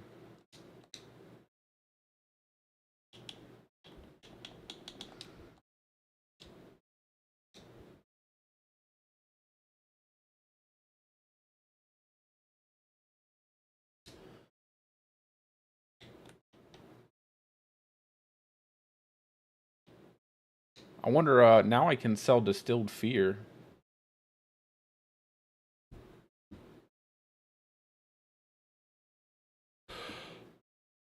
I'll start selling distilled fear for dungeon runs.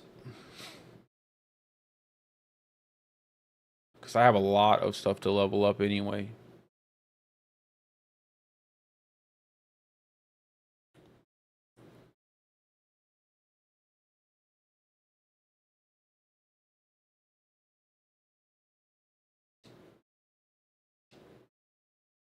Not do, that's good. That's a good one.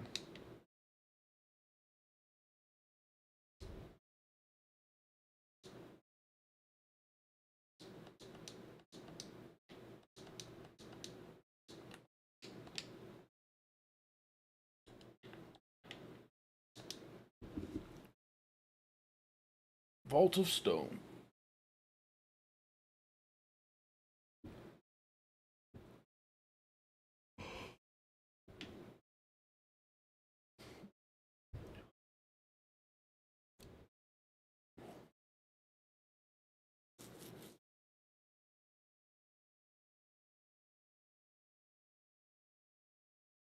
How much does the stack of distilled fear sell for? Does anybody know off the top of their head how much that sells for?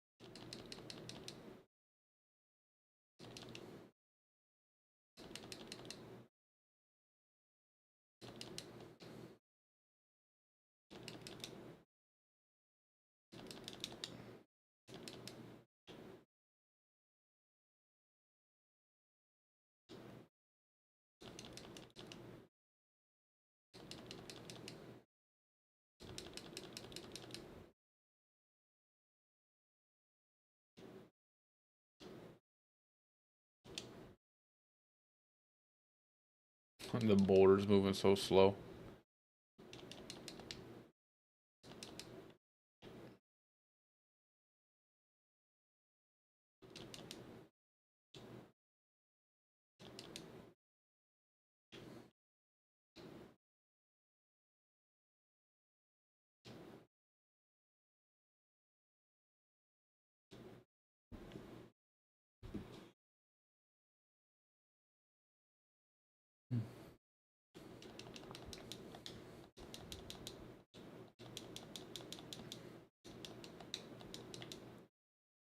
Get out.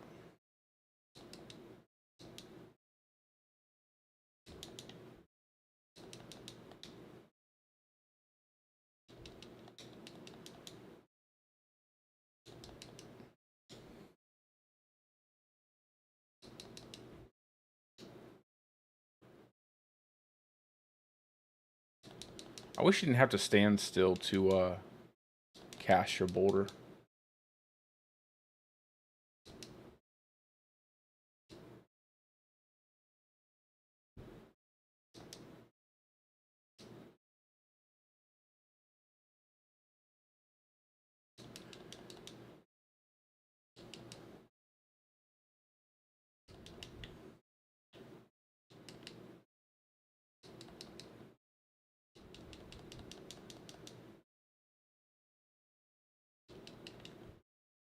Who opened up a chest? Is that back there with you guys?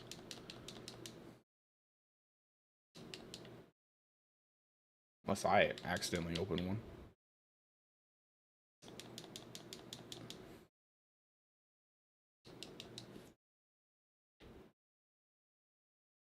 Yeah, I'm gonna add it to Mobalytics. I'm much happier with it than I was earlier today. I made a lot of changes, so I feel like it's a lot better now. So yeah, I'm definitely gonna add it. I just have to do tier 100 dungeon a couple times to make sure it feels good. You know, make sure if I don't die too much.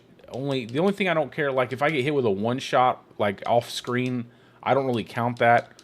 But if I'm having trouble with like all the enemy types and everything, then I need to figure something out. But I think so far it's holding up pretty well. And yeah, I'll be adding a I'll be uploading the Mobalytics when I make the video and everything. I still have to work on the Paragon board some because I don't need so much armor off my Paragon board like I did last season. So I have to change some things there. But it's looking pretty good. It's feeling pretty good. And I think I can honestly say this is the second bear only build that doesn't require you to be a werewolf. So because outside of Pulverize, I don't think there is one, unless I'm wrong. For those who are bear connoisseurs, they like to play bear. I think the only one that you can honestly just stay in bear form is Pulverize, which is kind of sad with the amount of builds you can make for a werewolf, and you only get Pulverize for werebear. So hopefully this is one that you can add to the list. That's my hope anyway. That's my objective when I was making this build, to give more options for people who enjoy werebear.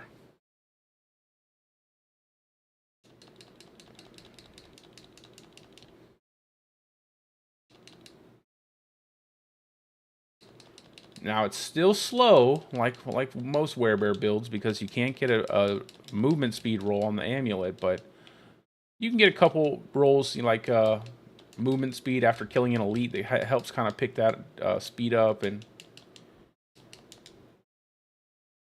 that'll help kind of alleviate some of that burden of moving so slow.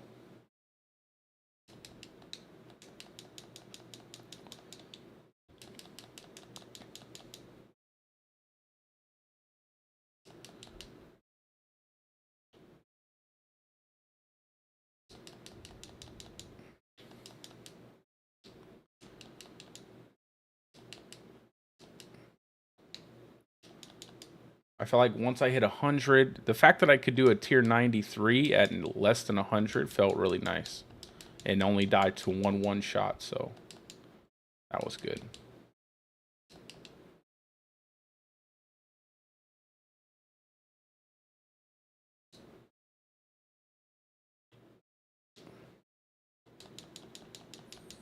It's like all the other variations of Bouldercane are using werewolf.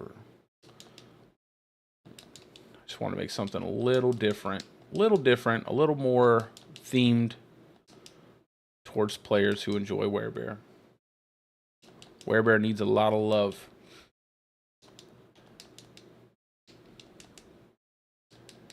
You need Crone Staff for trample.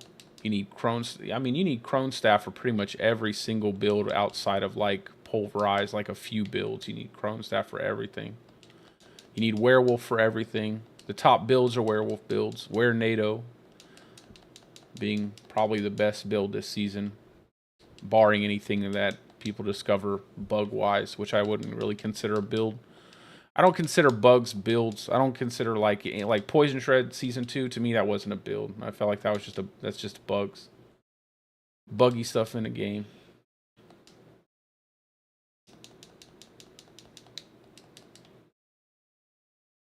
All right, we are in the room.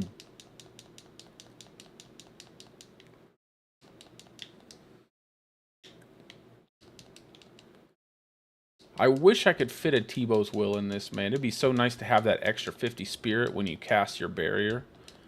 Oh my god. It just would change everything up.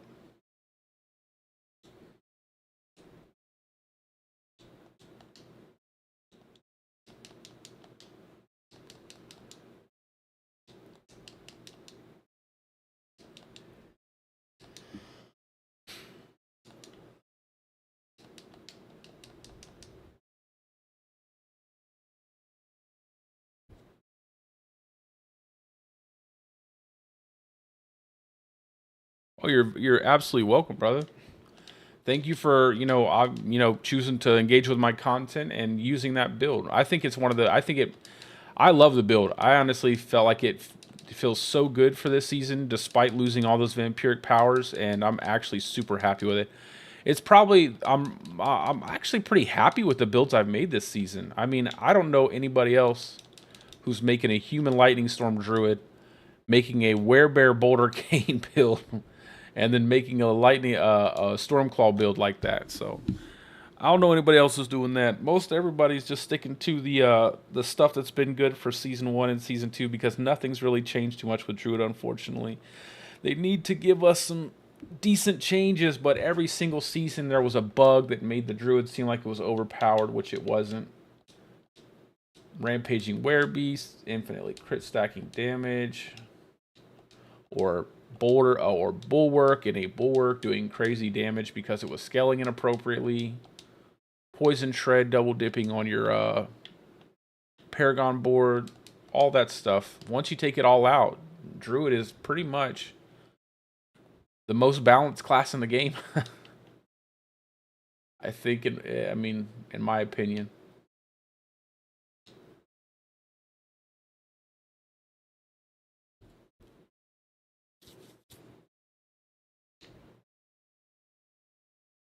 Sounds good. Hey, Ao, you want to jump in?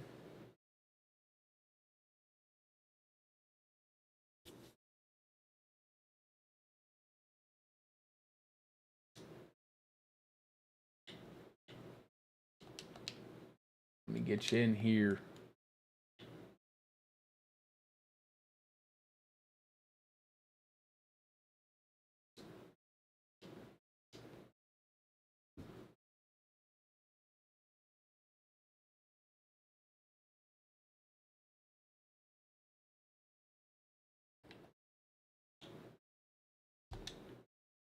Anybody want to hop on in?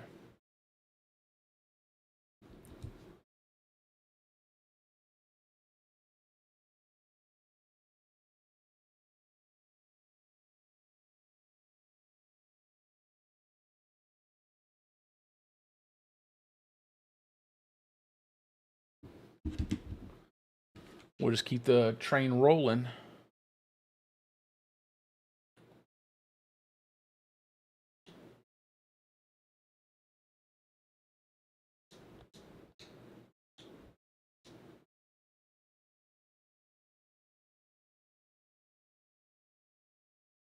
Yeah, all last season, Rage, I did low life bulwarking. I just the issue with low life bulwarking, my man, is not only do this season the seasonal mechanic has all these pedestals that heal you, so you lose your low life. Uh, but I found like a lot of people had a hard time with the mechanic, so I said to myself, I'm just not going to do any low life bulwark builds this season. All last season, I did low life bulwark though. I did low life bulwark for everything.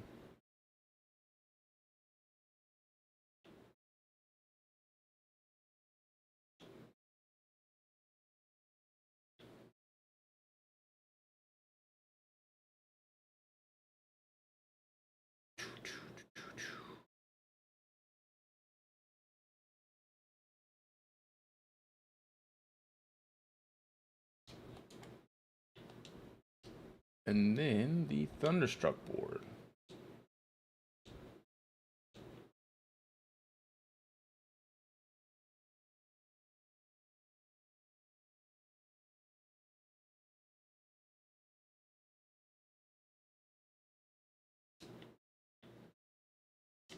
Okay.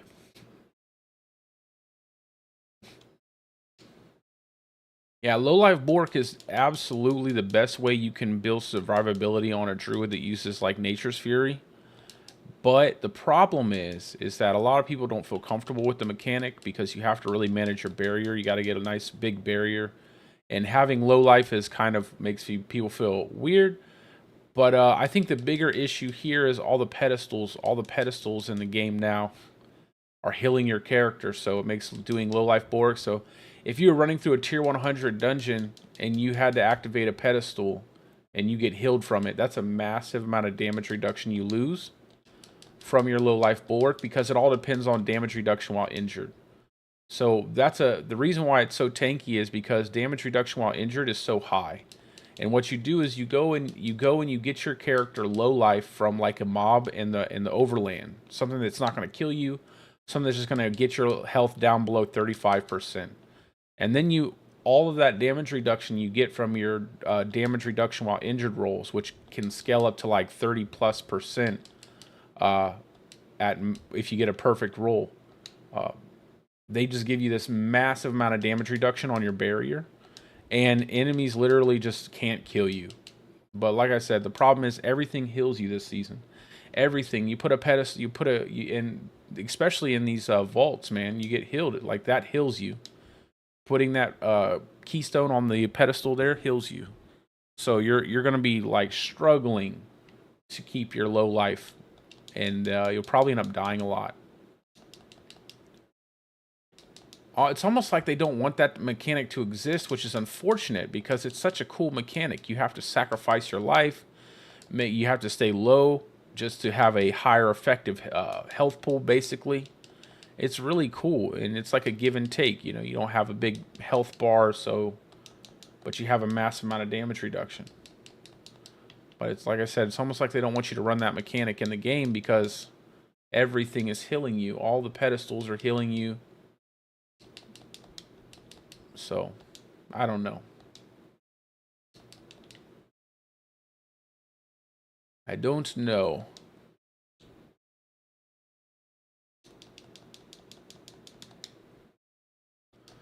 But I do like the mechanic.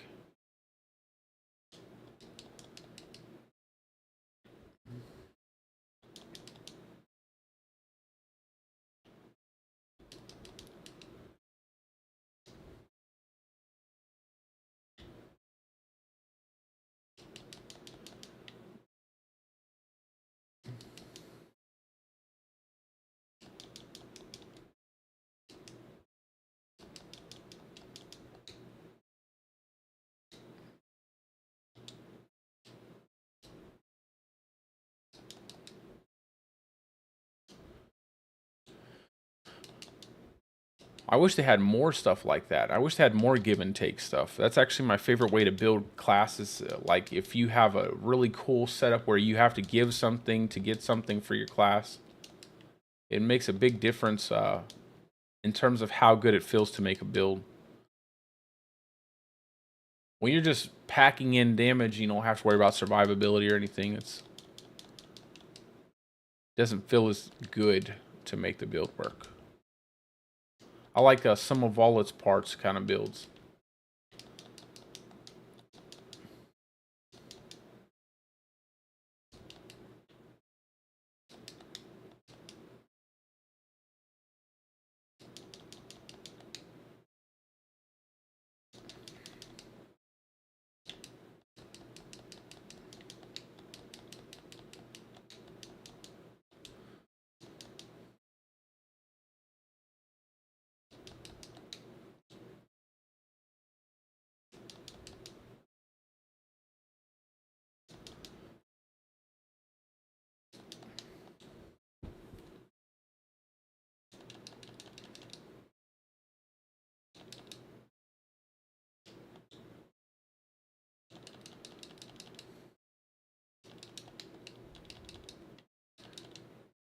You should be able to start beating.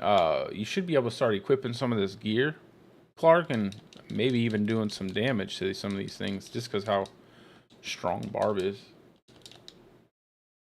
Should be able to do a little bit of something.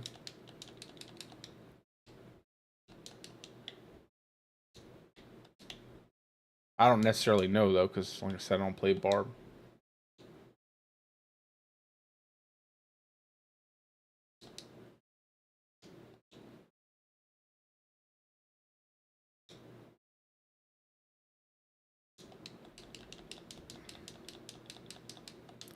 I do have to learn a class though this season.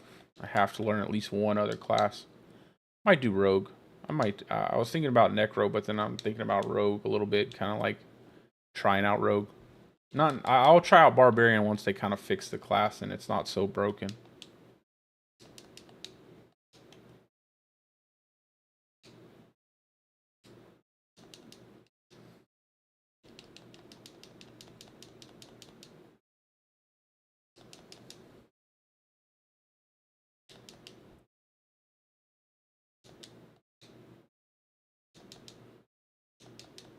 Nice, nice. I need a Shaco. Yeah, I gotta do some runs, man. I gotta smash through some Duriel runs. I'm gonna start using the trade. It was like, he's like, I traded 500, I traded items for all the, like a bunch of money and bought like 500 Duriel rotations. I'm like, that's what I need to do.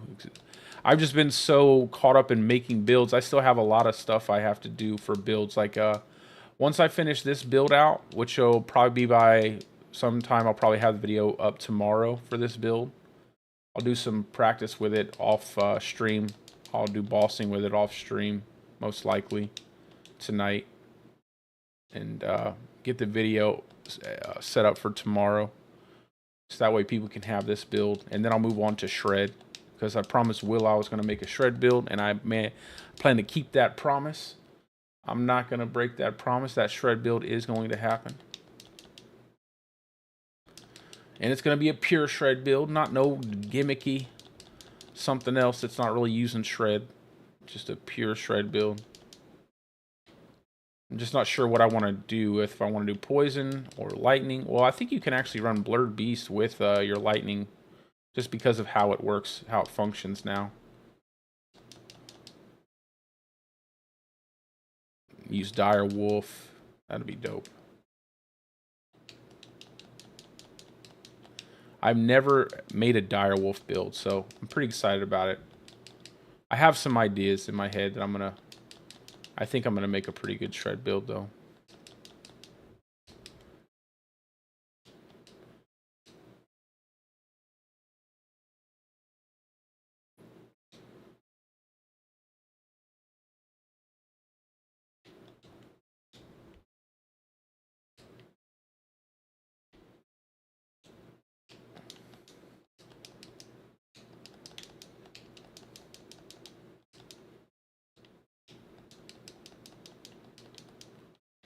Pick it all up.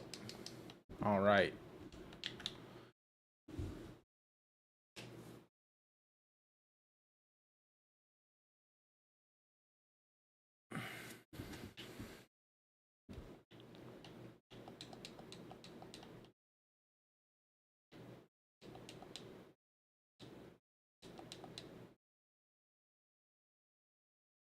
We just need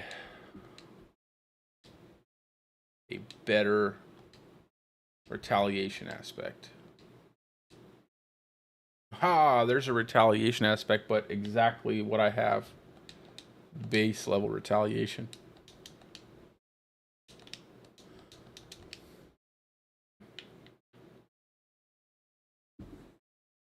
Let me look at my Mobalytics page real quick to see where I go with this.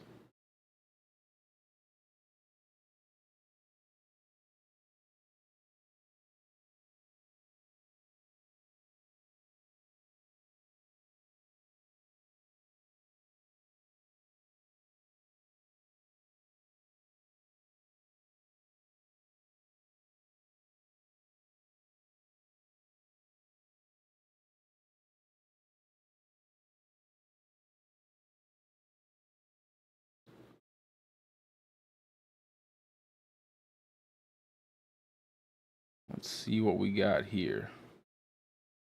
I'm almost done. Let's see. Last page. Did I use Thunderstruck? What was this board? Yeah, it was. It was Thunderstruck. Okay. Where do I go in at? I ended up coming in right here, I think. Okay, let me detach this. And then rotate it around. And then one more time.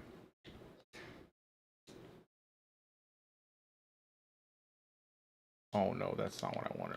Where's my board at? Okay, okay. Here we go. I'm over here trying to put it in the wrong place. One more. There it is. And up here, over, then bang. All right.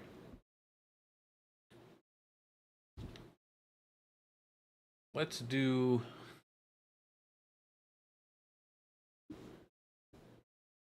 Oh, we had a world boss in 5. World boss in 5 minutes. We can do one more.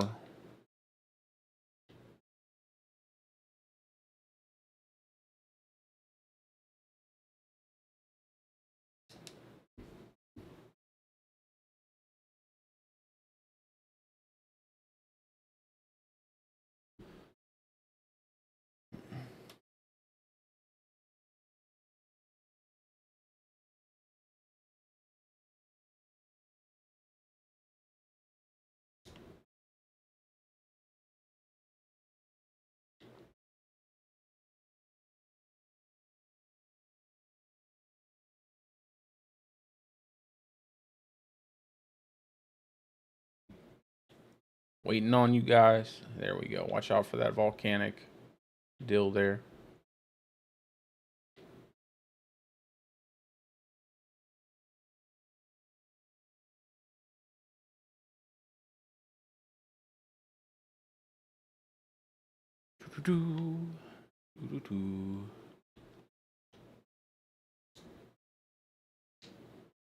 +2 crit chance. All right, let's get the boulder rolling.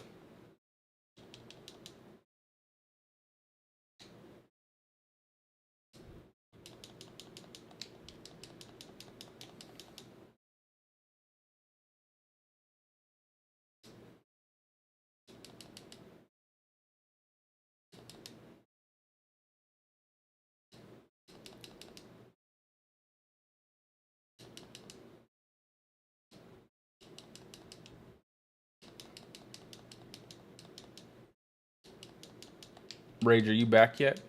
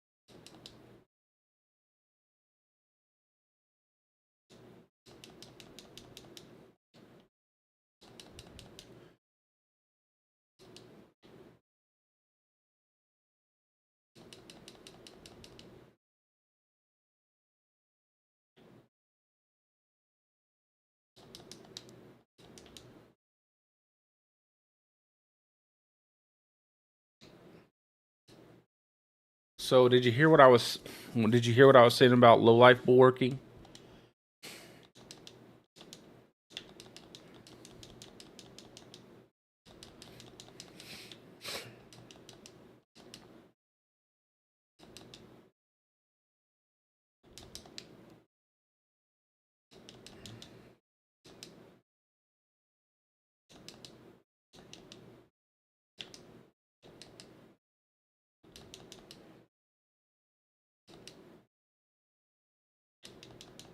And also, you can join the group too. We're just doing the same thing we were doing when you left. Okay, so last season I ran low life bulwarking pretty much for all of my builds just because of how powerful it is for damage reduction and survivability. And it's probably the best way to build out your druid for survivability. And it was easy last season to do that because a lot of the mechanics, the in-game mechanics, especially when you're doing like AOZ, it didn't heal you, right? There was nothing that healed you when you put stuff on a pedestal. The problem with using low life bulwark this season, specifically this season, is because your main mechanic is vaults, right? That's where you're going to do all your dungeons. Basically, that's where you're going to level your glyphs. That's basically it, right? You don't need low life bulwark for bosses. Bosses in low life bulwark, it's unnecessary. You don't need that. But for dungeons, that's where you usually get the most benefit out of it. The problem is that all the vaults have key pedestals or stuff like that that you actually have to utilize when you're going through the dungeon, and it immediately heals your character to full health, which basically makes low life bulwarking absolutely useless this season. I'm not exactly sure why someone would use low life bulwarking this season. It just seems like it would be so clunky. Like, sure, you could play around it if you wanted to. Uh, you might find in the occasional dungeon or two where you can use low life bulwark to be effective, but no one's doing that. Everyone's doing vaults, and for that reason, unfortunately, which it is unfortunate because I love the mechanic. I absolutely love the low life bulwark mechanic. It's pretty useless unless there's something that I haven't, unless there's something I don't know about, some way to bypass the pedestal mechanic that heals you. It makes it absolutely useless because what's going to happen is you're going to drop that pedestal key off on the pedestal. It's going to heal you to full health, and you're going to get one shot right through your barrier. You're gonna have to be very careful and somehow manage to get low life again while you're in the dungeon. So I'm not like I said, I'm not sure who is using low life bulwark this season, but it's not practical. I can tell you that it's not. There's no way it could. I don't know how it could be. Maybe they're just doing it. I don't know, to try to look like it works. See, that's my problem. Here. I'm not trying to rant on other people. I don't even really follow anybody that makes builds other. I make my own builds. I don't really follow anybody. I don't know a lot about a lot of other people. I probably should. I probably should work with other people to like just branch out, but I don't know. I kind of like making my community. I don't really, my own, and not really having my ideas kind of hamstrung by someone else's opinion. But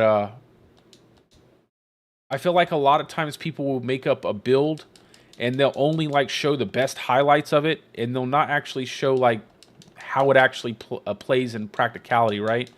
Like, hey, what's up, brother? They'll show you like, oh, look, it took Uber Lilith stage 1 down. It's like, okay, but did it take Uber Lilith stage 2 down? Were you able to take were you able to bypass, like, were you able to get through the mechanics on stage 2, or did you just like do some, testing? Did you just repeatedly do stage 1 until you could, strip the health bar off, and then like that's what you uploaded?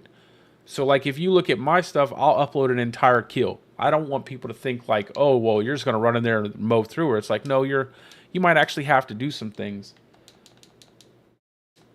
And it's just those things. It's like, why would I feel like it paints a little bit of a like a, I don't know, paints a little bit of a false like idea of what the build can actually do in practicality. Now, in most situations, you might get away with some things, but I don't know. Like, it would just be a struggle, man. Every time you would put a key on a pedestal, you get hit full health every time.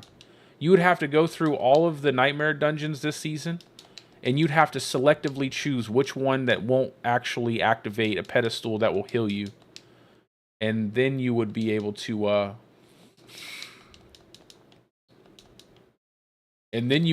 use low life bulwark. But like I said, you know where it would be the best at, actually, Rage? Let me tell you where you could use low life bulwark at in the most effective: PvP.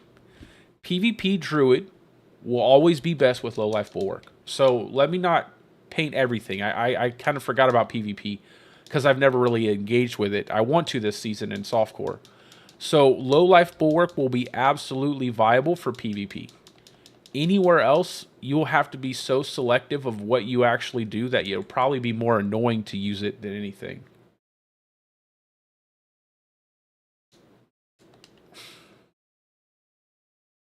What's up, Thomas? How you doing, brother?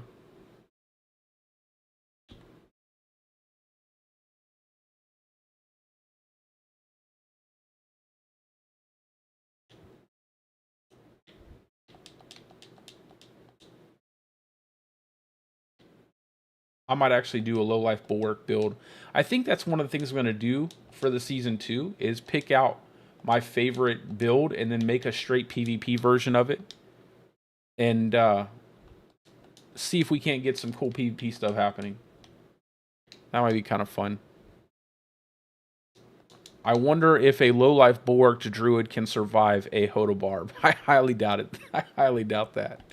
It'd be funny though. It would be funny if you could.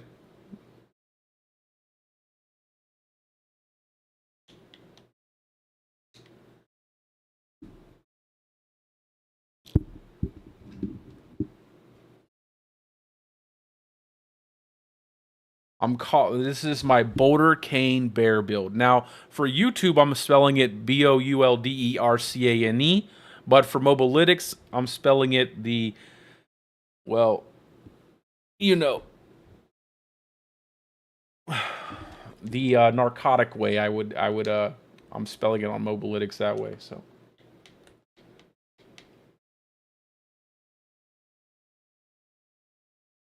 hey, we're gonna move up because we got AO here now, and we'll be able to choose them. Oh no, no. His wife's gonna divorce him. Hey, check out these staves that I have. I'm gonna give you these if you can, and see if you can sell them. I don't really. Check out these staves here, and use these staves if you want. Well, where'd you go?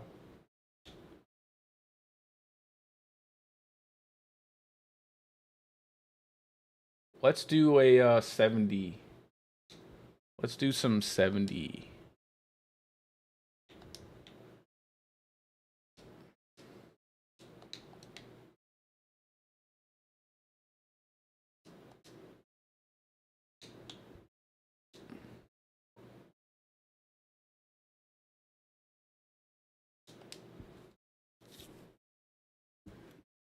This is my Bouldercane bear build. And this is the I'm trying to make the second bear only build that you can access in this game because I'm pretty certain, and I've said this a couple times now already, but I'm pretty certain that the only bear build that there is pulverized. So I'm trying to make a bear build that isn't pulverized. If you can sell those, let me know, and then that way I can like add to your Duriel rotation, so that way I'm not just you're not running me through for free. So I'm gonna keep items, and then I'll give them to you. You sell them, and then just Duriel runs.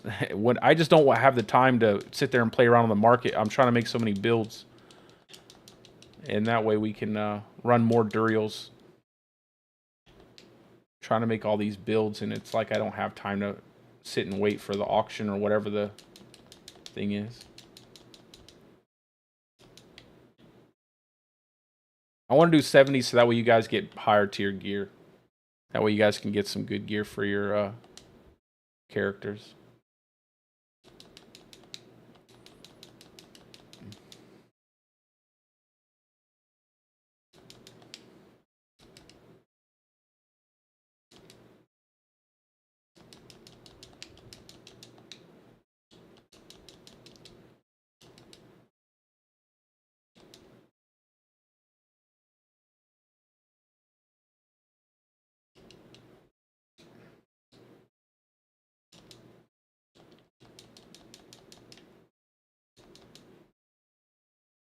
Well, just let me know what items are good to sell, and I'll give them. I can give you the distilled fear too. I'll give you all my distilled fear, whatever you can sell to people. That way, we can get the mats. And I just need to focus on build making because I still have to make a shred build. I want to make.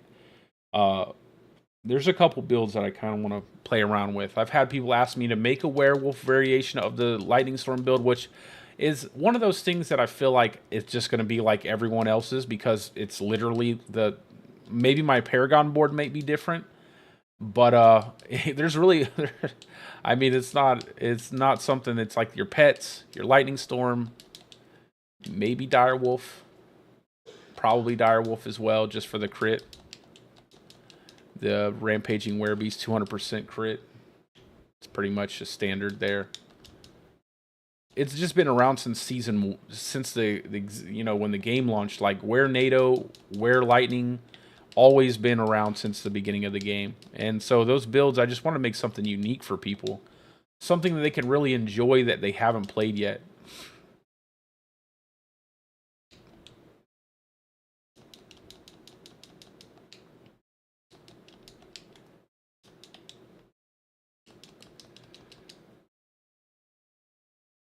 Do you really want to pull me? That's the question. Do you really want to pull a giant bear with rocks swirling around it?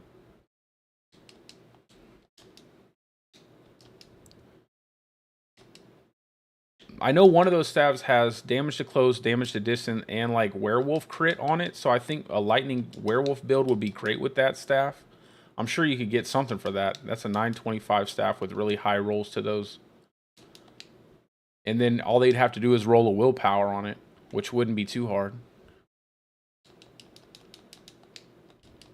We got 4 people. We'll cycle out of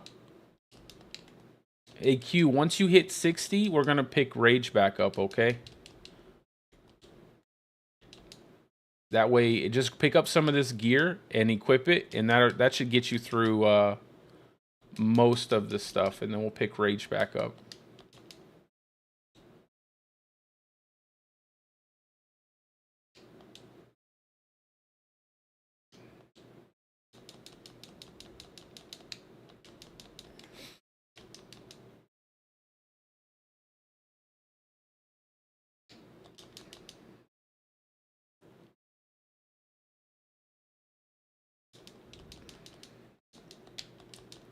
And then, like I said, brother, anytime you see me online or on stream or off stream, feel free to, you know, if you need something and I have the time to do it, we'll run some dungeons, we'll do whatever we got to do.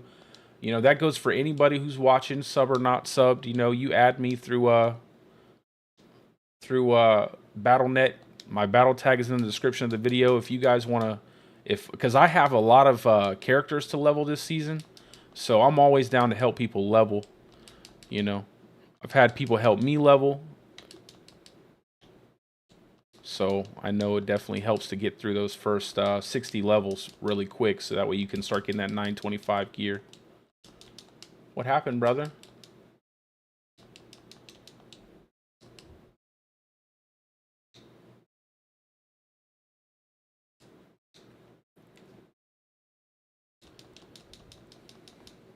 Just revive, guys. Just get up off the ground. I think I missed some things, but I'm just trying to like kill as much as I can. It's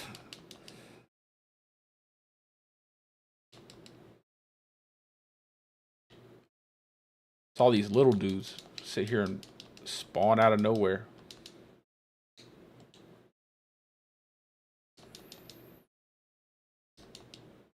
That is true. I rage all the time. I don't want to be associated with that guy. I heard he's a felon.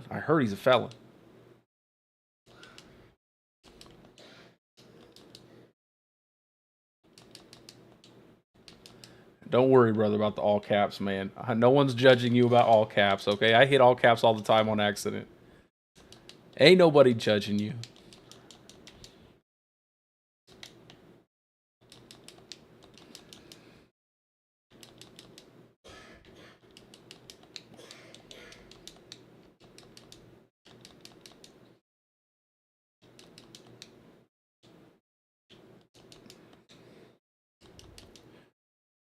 Go, boulders, go. Go, boulders, go. I love when the dirt starts like whirling up when you get so many boulders. It looks crazy. I'm telling you, a Ring of Starless Skies on this build, I cannot wait to get some. I need to get like 2 or 3. I feel like every build I need a Ring of Starless Skies. I can't stand it. Well, not every build. Just this one and my Lightning Storm build. My Uber Lightning Storm build. I need a Ring of Starless Skies.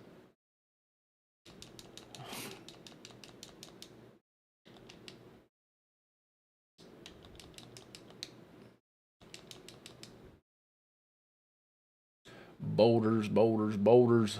Rolling boulders, baby. I gotta remember to use my Hurricane. I wish I could set up Hurricane to auto cast like as soon as it's off cooldown. That would be nice, just so I didn't have to tap A all the time. But that would what would be the fun in that? You gotta have some, you know, you gotta be active some way. You can't. Maybe I could set up a macro, right? I don't want to use macros. Well, it's kind of cheating. In a game where you don't have to press that many buttons, why would you use macros?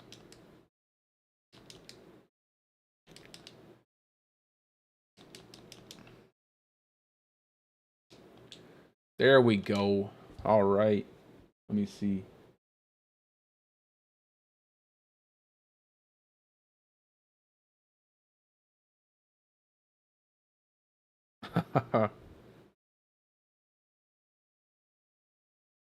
The Blood Wave build for your Necro. Sounds dope. Leaderboards? Yeah. I think my Stormclaw is going to be leaderboards. I think that's what I'm going to use for leaderboards, to be honest. My Stormclaw build.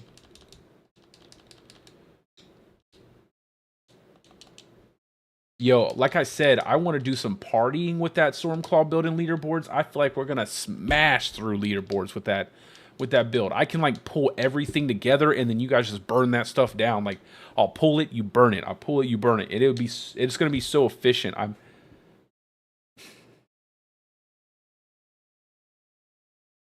Wow, 1.2, that's nice.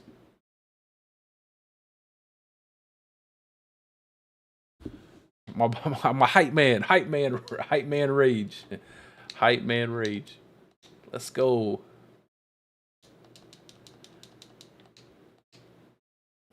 Yeah, I'm just gonna look through some stuff. So once we get you, but I truly feel like when I get that Stormclaw build, we're gonna run through some leaderboards. We want to get everybody together. We're gonna start running like 2-man, 3-man, 4-man leaderboards, and I think we're gonna smash some numbers because I really feel like just that storm, like pull everything, flicker step through it. Everybody, like we could probably stack it on top of like a bonus pylon or however it's gonna work, and then just burn through stuff, burn through stuff, burn through stuff. I think it's gonna be pretty cool. I have high hopes. And then obviously the one thing I want to do is that big. Yeah, depending on what the challenges are, absolutely. Oh, definitely. I love Lightning Storm Druid. I'm just saying, like, for the idea that I can pull. Now, imagine I'm running my Stormclaw, right? You're running the Lightning Storm, right? I pull all the stuff together. I mark it up with the Pain Gauntlets, and your Lightning Storm is just destroying everything. Like that's my thought process. Like I pull everything. I pull a massive pack of enemies in. I mark them up with Pain Gorger Gauntlets, and then just lightning storm the like crazy, just burning everything down. You should see the hand animations I'm using right now. I look ridiculous.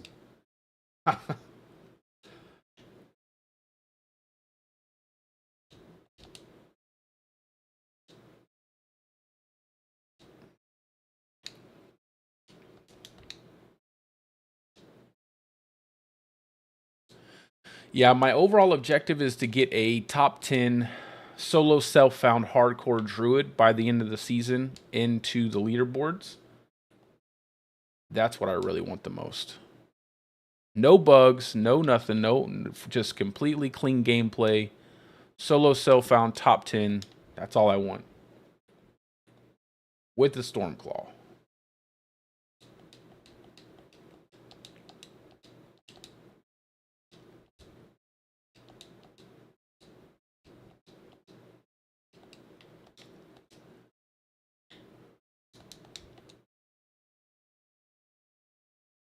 After that, everything else is just fun.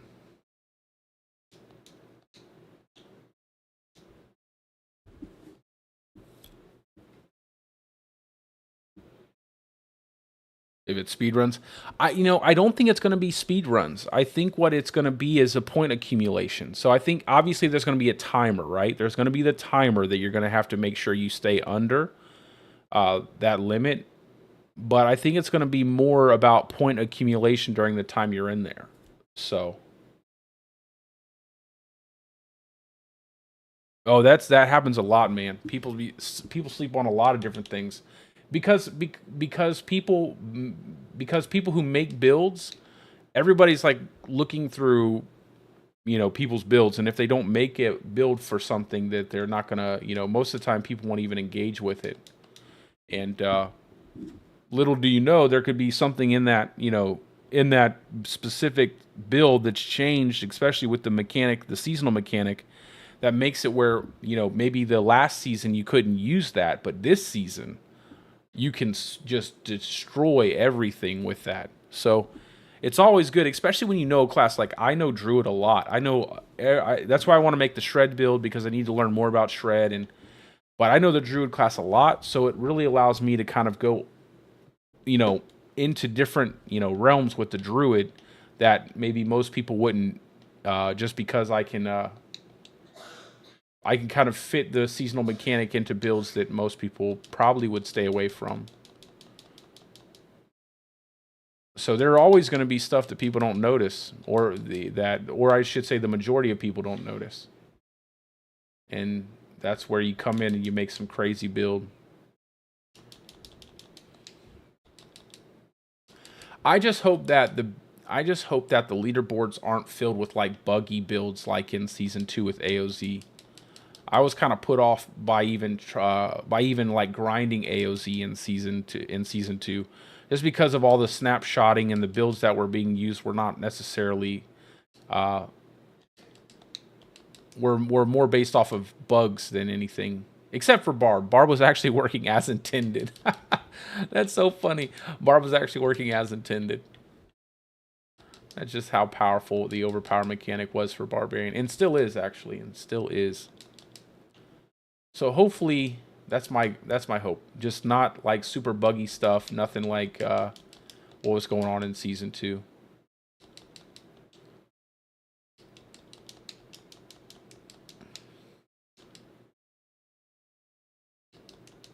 Look how slow the boulders get. It's hilarious. I'm just going to step away from that. Keep dealing with this stupid blister.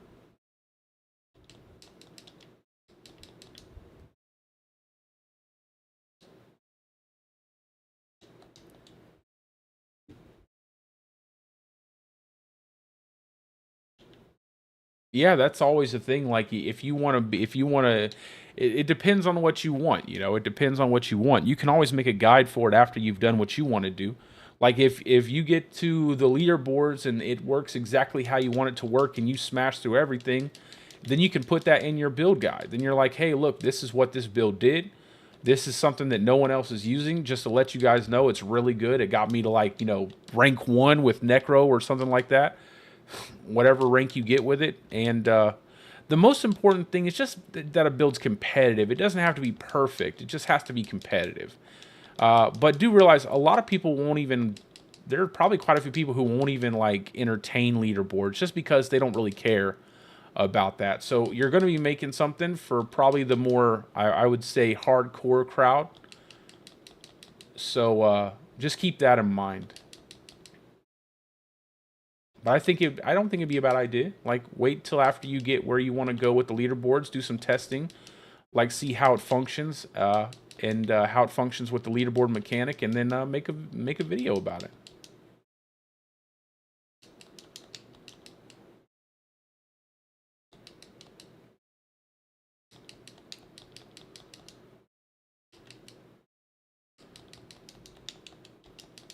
Like, I'm going to make a PvP video. I know I definitely want to make a PvP video. I feel like a lot of people are asking for PvP builds. So, I'm going to definitely make a PvP build, but that'll be a little bit later. I'm going to focus on all the builds that I know will function for the game and not necessarily for PvP. Is everything good over here? What's going on? Oh, yeah, this guy. The warden. The jail warden.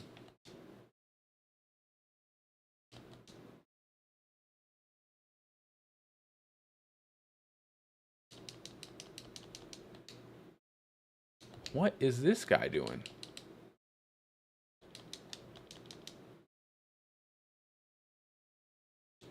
Oh my god. I like the fact that the blisters give you a chance to not die.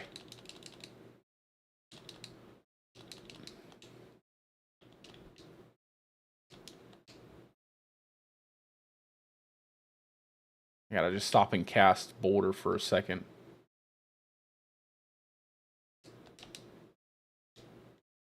I really like the pants that I have right now.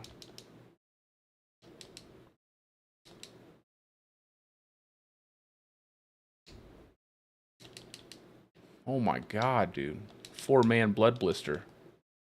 Everybody's got. Everybody run away. Don't get hit by the blood blisters.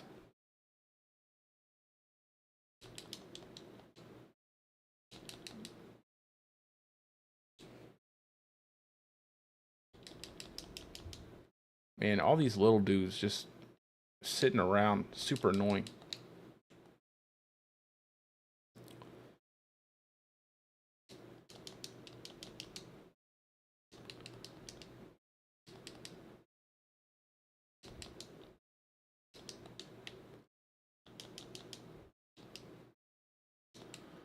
I wish I could see like a hurricane buff over my head so I didn't have to look down all the time to see where my bar's at. I just end up tapping A all the time. Tapping, tapping, tapping instead of waiting for it to come off cooldown. Just so I don't miss it. Wish I could actually just see that I have hurricane up, like how long the buff duration lasts. I hate having to look down all the time.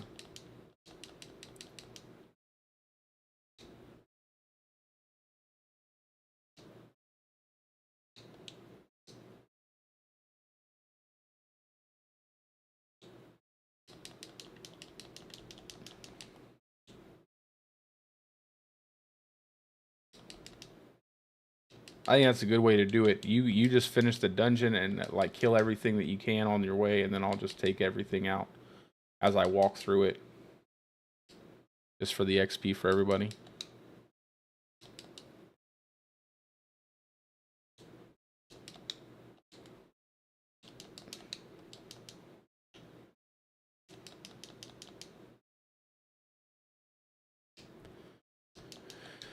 Oh, the wind wall. The waller, the wind wall, the suppressor dome. What will they think of next?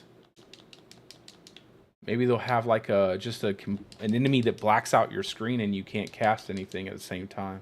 Oh wait, that already exists. Maybe they'll have like an enemy that I don't know, like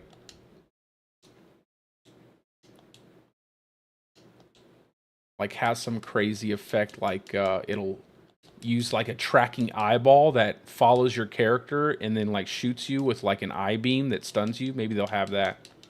I don't know. Maybe I think that one exists though.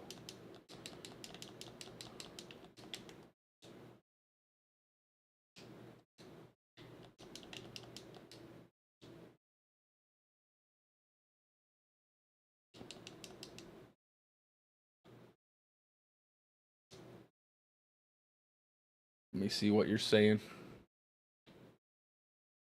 Yeah, PvP. I would say so, especially. Yeah, it's who lands first because you just delete people. I'm good with that though. I don't mind PvP being kind of goofy. I don't mind it at all. I like goofiness. I don't want to play super serious PvP in Diablo. So I think it's cool that it's kind of goofy. But I think it'd just be a little less goofy. A little less goofy, and then it's perfect. And then give me matchmaking. Give me 2v2, 3v3, 44, battlegrounds, all that stuff. Give us that stuff. That'd be fun. Doesn't have to be perfect. And just give us a lot of cosmetics. Don't give us items, just give us cosmetics. Lots of cosmetics, make it really cool. Give us player titles and horse armors, and much like the shop does now, just give us a bunch of cosmetics and call it a day. That stuff is fun.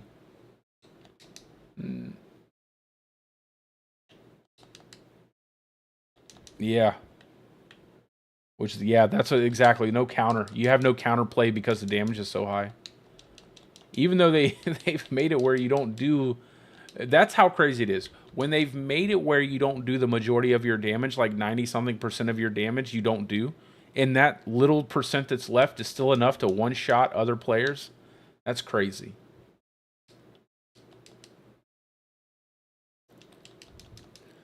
All right, let's get Rage back in here, Q. And then, like I said, my man, anytime I'm off stream, anytime, we will get you leveled up. Get you runs in, whatever, you know.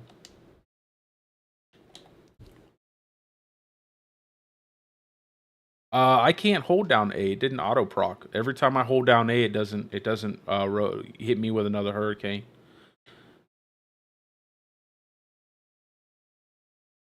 Absolutely, brother. Absolutely. I hope you got some gear out of there. You should have got some decent. That's all 925 gear, so you should have got some decent gear, so that way it won't be so hard for you to level into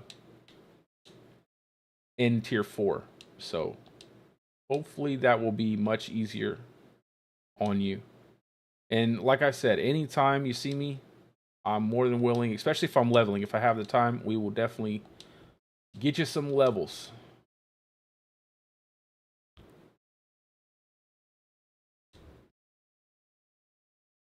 Reconnecting to Diablo 4.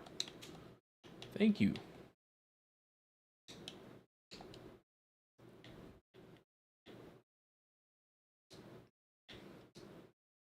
Oh, relog rage. Oh, absolutely, Clark. No problem, my man. Got you quite a few levels there.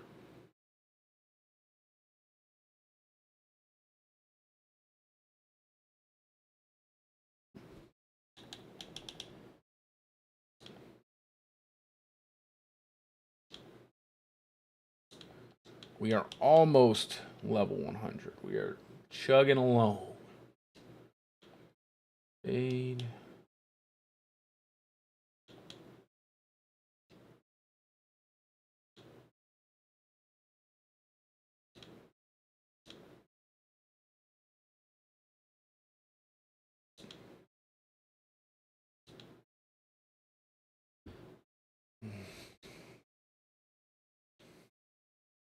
Mad Wolves. I already have a bunch of Mad Wolf Squee. I think I'll get rid of that one.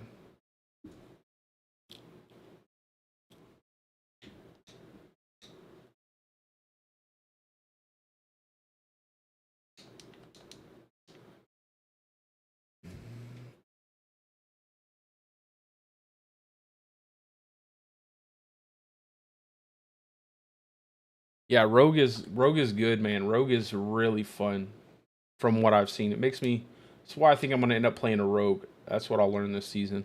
I'm gonna summon up my Enter Wudijo and play a Rogue. Maybe not at hardcore at first, but play the Rogue class.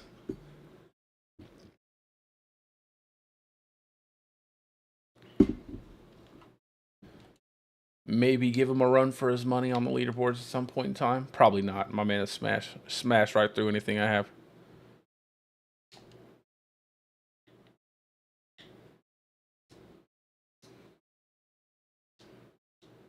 You're getting the invite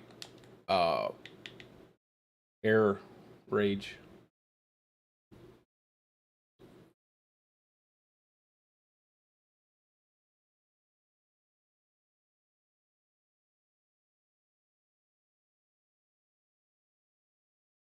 Me? That's not true at all. That's not true. That's a lie. I might have to relog myself. I don't know.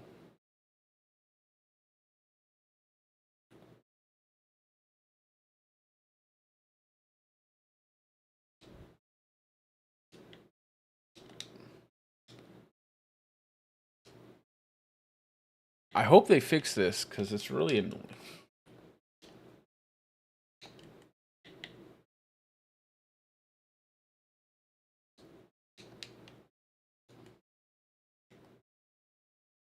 To have to constantly invite people and they're not getting the invites. Also, we have another spot open if anybody wants to join in. Like, we're just doing some leveling here through the dungeons.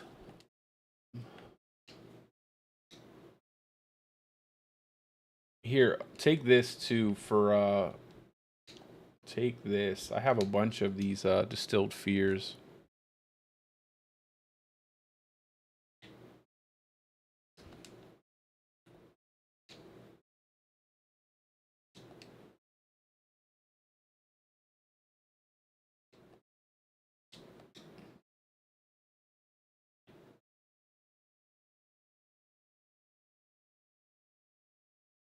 Let me see real quick. Yeah, it's on me. I'll have to Let me log out.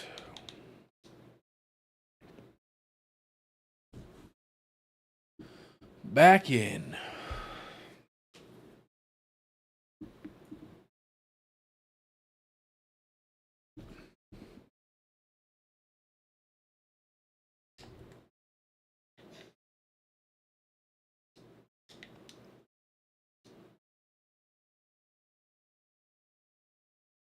Where'd you go?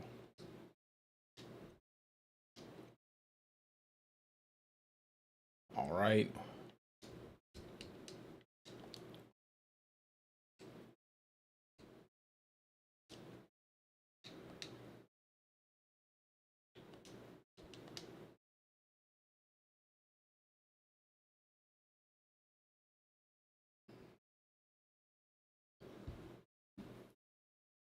Just waiting on our one more. Ew, it's saying you're not on BattleNet, so I don't know. If it must be like a reconnect thing, like maybe when you get that reconnect thing.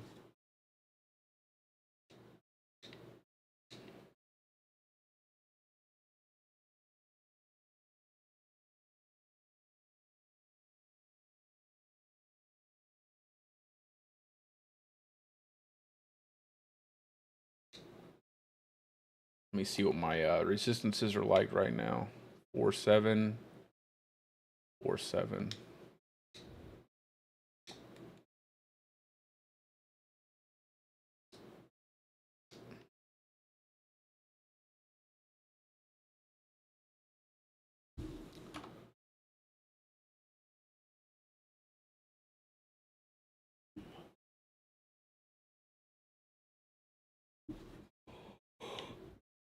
Oh. Let me see if I can whisper.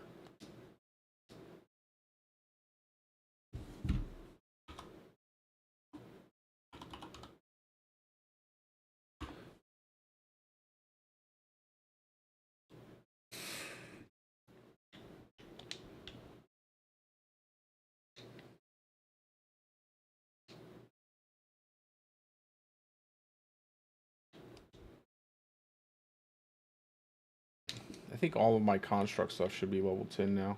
I'm missing a couple.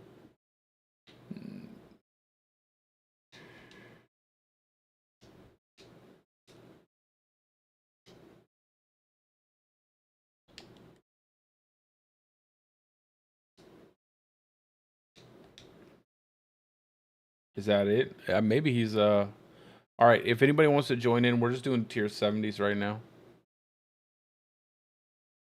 We'll do, is there one that's no.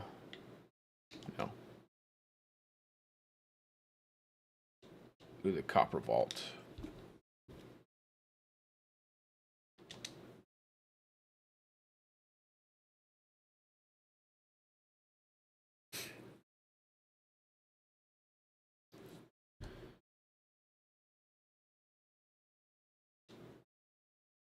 Let's get the boulders rolling. Roll, boulders, roll. And then the walls break them down. That's so funny.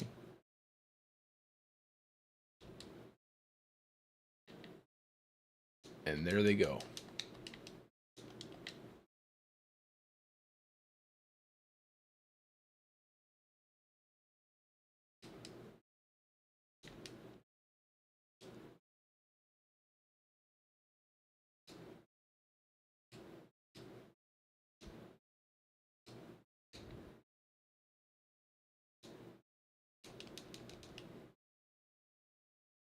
It's like, be mindful of narrow corridors. Yeah, absolutely. You gotta be crazy. Get on in here. Get on in here. Also, like I said, guys, I do have a clan. If you don't have a clan, I do have one, so that way everybody knows when everybody's on. And we can get some groups together. Even when I'm not grouping with anybody, it'd still be cool to have everybody kind of, meeting each other, having some cool parties, stuff like that, and doing some cool things. So if you're interested, my clan is there. I felt like I did a decent job with the tabard, so I could be wrong, but I didn't have a lot of options. Mom, the animation when they get stuck in a corner and they're just getting bombarded by boulders, say that 10 times fast, is hilarious. It's just they're just stuck and they're just vibrating, like just getting blown up by these boulders. It's so funny. Oh, it's what a fun mechanic.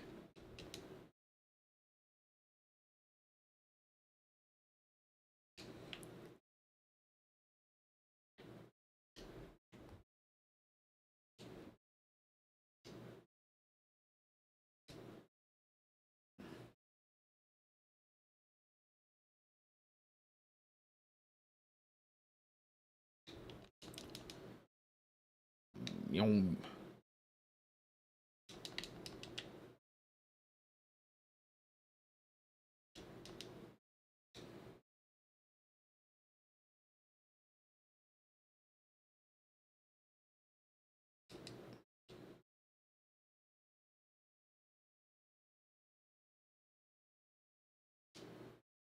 let's get the hurricane reset. Come on, hurricane reset. There we go.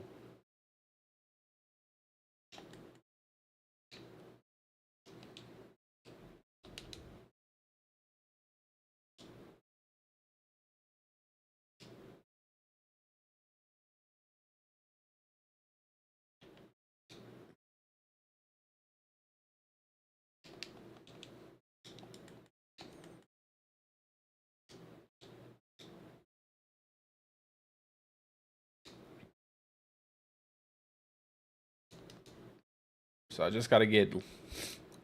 I'm not sure how I'm going to get a Uber Lilith kill with this build, to be honest. I don't think I'm going to move fast enough. That's the problem. I don't think I'm in the second phase where you have to outrun all the skulls. I don't think I'm going to be able to move fast enough. I might have to swap out my pair of boots for like a Ghost Walker boots with movement speed on them or something. That's going to be the hard part. Moving faster.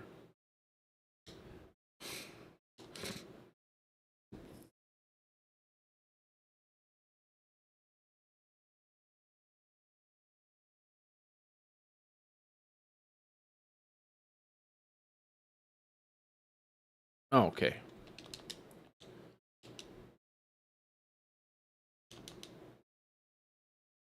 Just leveling up. I think we might be able to do some 80s. Well, 70s are probably the best.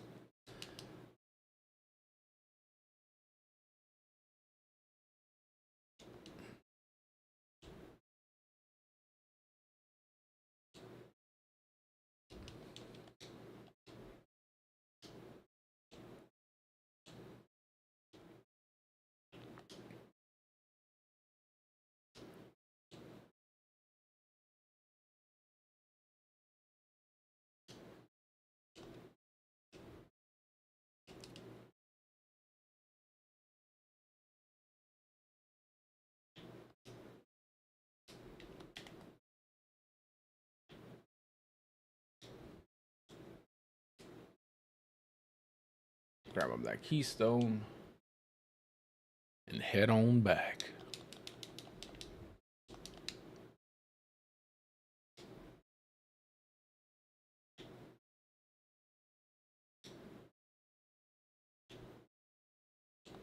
This is probably the funniest animation with the boulders in a wind wall.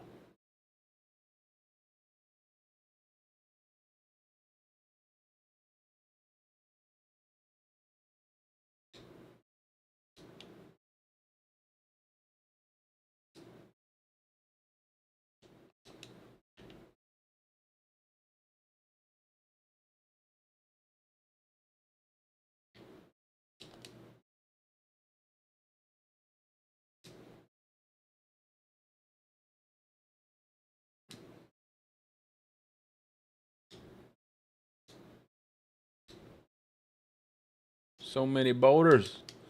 Let's go. Here's the wind wall. Unfortunately for you, I already had a bunch of boulders up. Ha! Your wind wall did nothing. Somebody's got a spooky floating orb over here.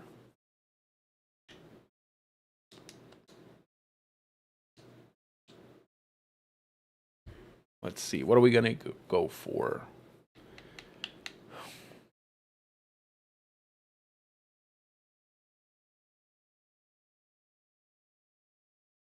Let's do Undaunted. I know I'm going to keep Undaunted, so.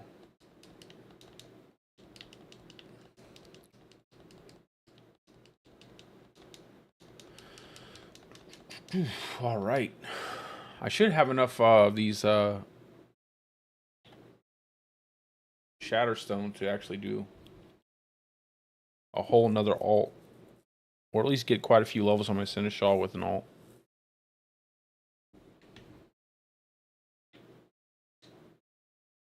Let's look through everything real quick. Oh, it's not even tradable. That sucks.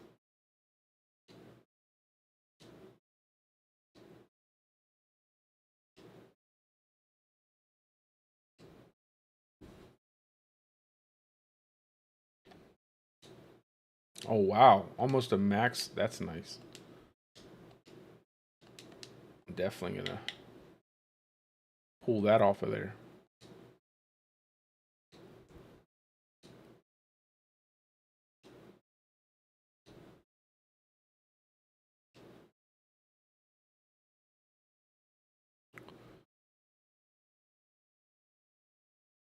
That's up to you guys. You guys want to do some Uber stuff?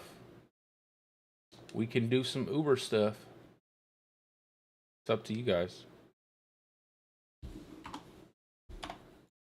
Let me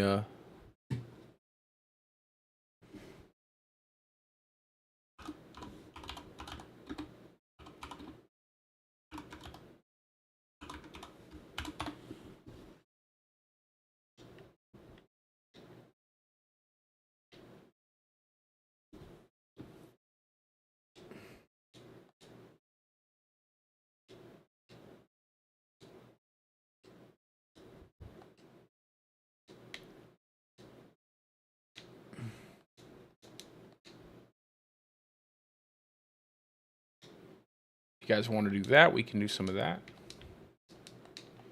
I am almost done leveling this, so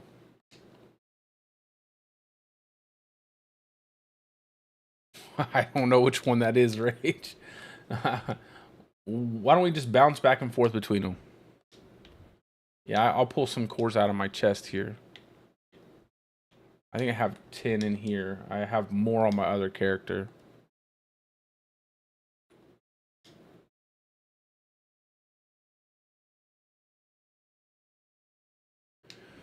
I'll get the first Malphus run.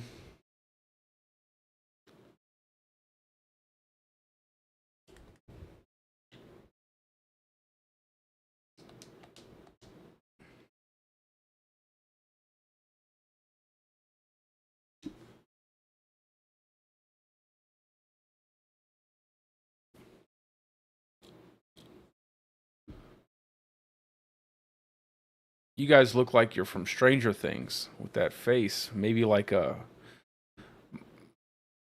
dormant version of the Jeepers Creepers guy.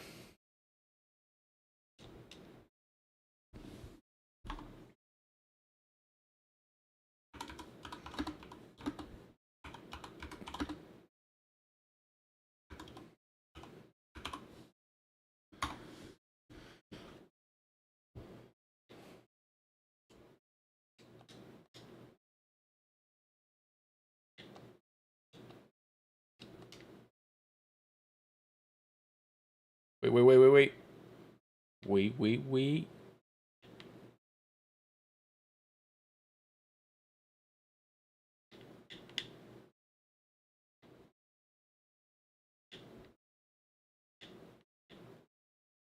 Come on in.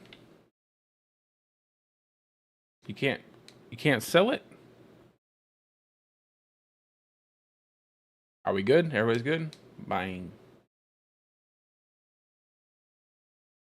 I'll take the first door.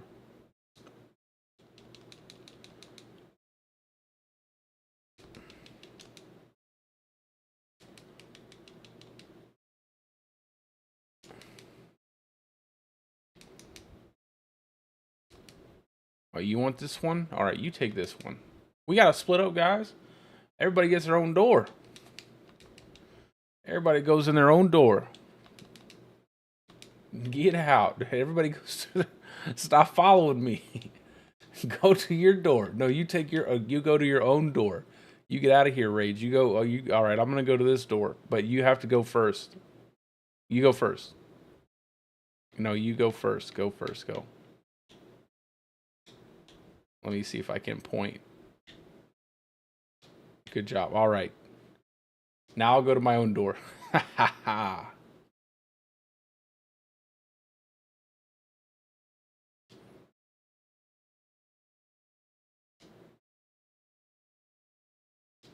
These are only level 100s.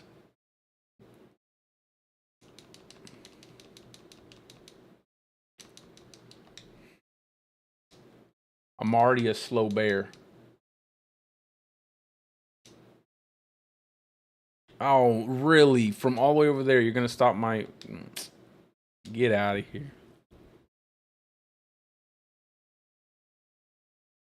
That's what I'm talking about. That long range of that attack is crazy for that little scorpion. Look at my... This is ridiculous. I've got no head and my arms are all jacked up.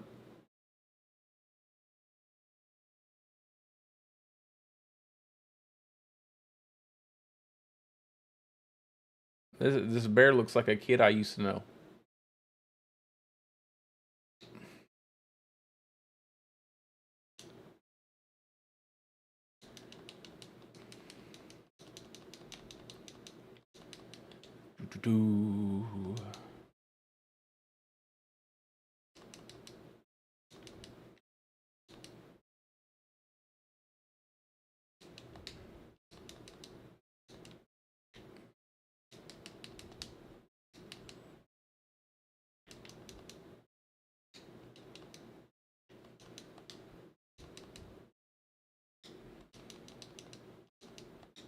And then the wall. So good. So good, that wall.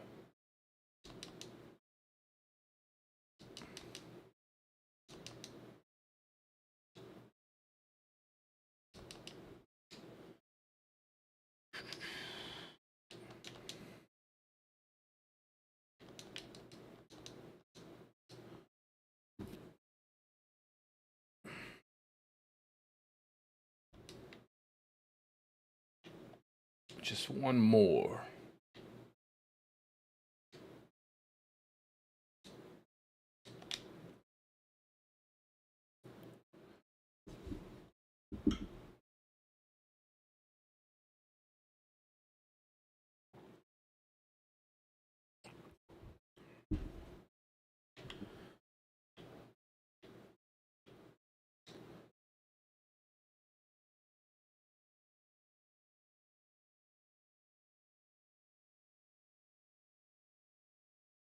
Let's go.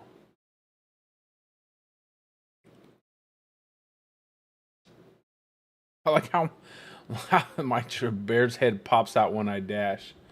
Pops out, goes back in like a turtle. It's so funny. I don't get next to him because he will do something weird.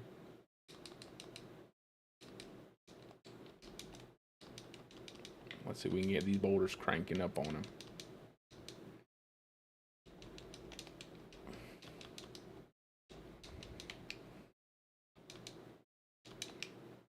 I'm not going to have enough to open the chest.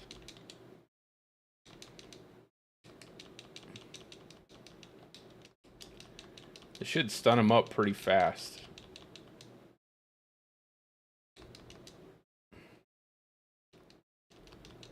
Oh my god, that poison is crazy.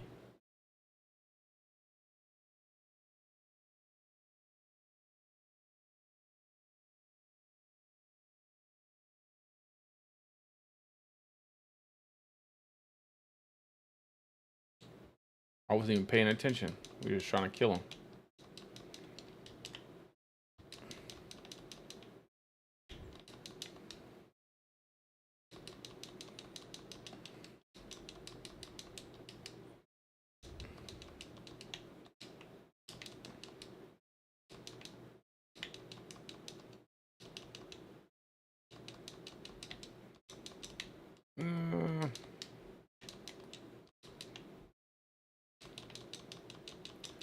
There we is. Now he's down. All right. Goodness gracious.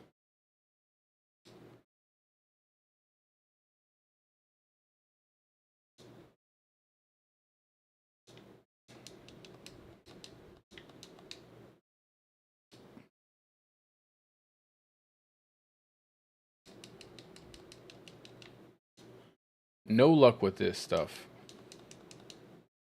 No luck at all. You want to do a Duriel?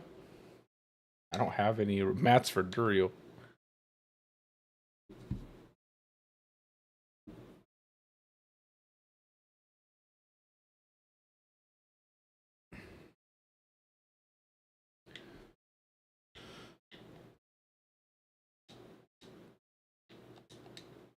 We can just go back to doing some dungeons. I think that'd probably be the... Just because I want to get this character to 100.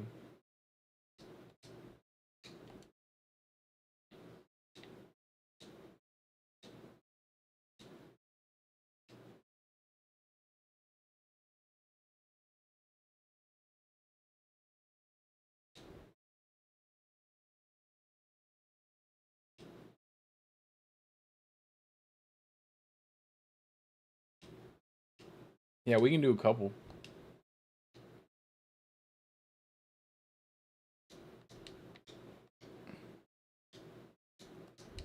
Let's go over there. We'll go over there and do... I want to test this out on Duriel anyway, so let's go. Let's go do the Duriel, and then we'll go into the dungeon.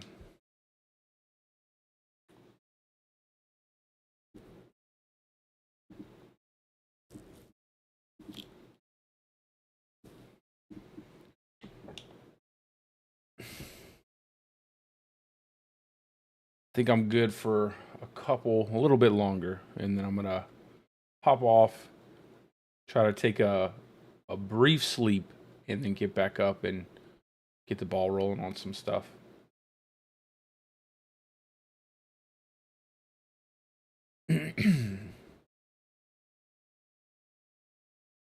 I just need to get 100, man. Really need to get level 100.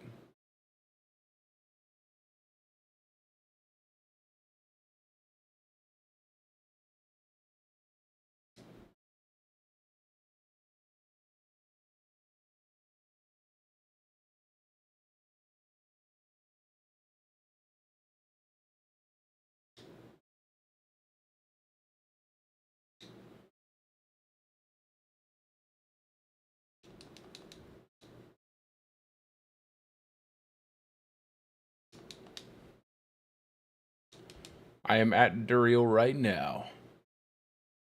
You guys want to come to me?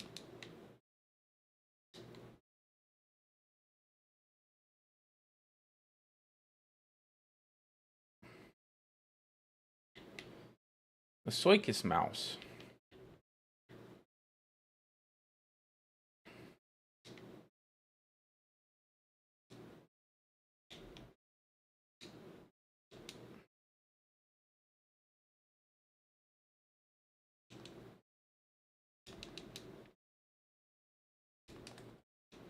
Let's go.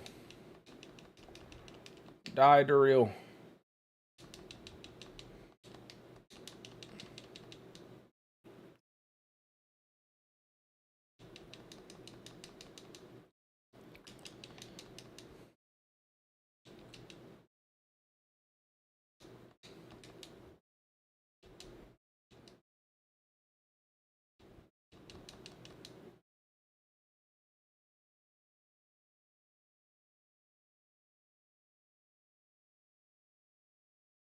Got a Tempest Roar or a God Slayer? The God Slayer. That's not the best.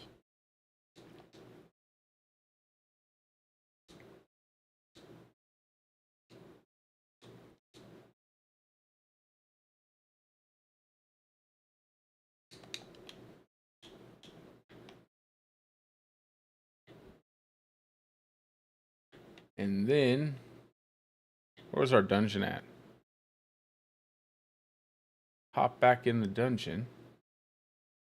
Which one do we use? There it is. Just going place to place. Yeah, I'm getting close, man. I think the build's almost done. I'm pretty happy with where it is now, Will. Uh, I did a lot of changes, man. I changed up a lot of things when I got off stream. I did some testing, and this has ended up being a lot better, man. I decided to go to swap off my my Earth Spike into Wind Shear, put on Debilitating Roar, put on Bulwark, and it's been just so much better. So much better. I cleared a tier 93 at like less than 9. It was like I was like 91 or 90 something. It was like 91 or 92, and went pretty smooth. So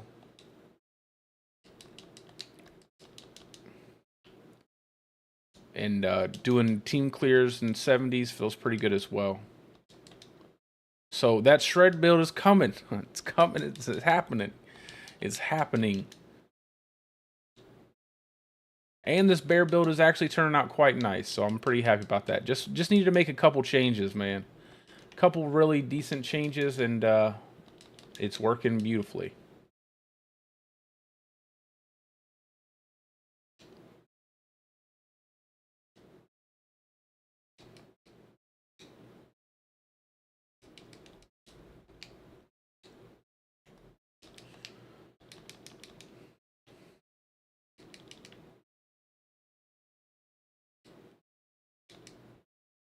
That struggle was real from my earlier stream, bro. I was struggling. I was struggling so hard. I was like, I wanted to just keep the bear. I wanted to just stay in bear form basically the whole time. That's why I was using Earth Spike. That's why I was using Earth Spike, and I felt like I just really, really wanted to stay in bear as much as I possibly could. And yeah, I just had to swap out that basic attack so I could cool down my barrier more. Got that Debilitating Roar. That Debilitating Roar is so good when you time it just right. And it works really well because I have the ranks to werebear stuff. So I get that extra 3 ranks to cool it down faster. I get a bigger barrier. So everything works a lot better. And then obviously I get more boulder ranks. More boulder ranks too. So it's feeling good. It's feeling pretty good. I put on the Umbral aspect on the ring just because you need the Umbral. I wanted to try to do it without the Umbral aspect, but it just didn't function the way I wanted it to without the Umbral aspect. So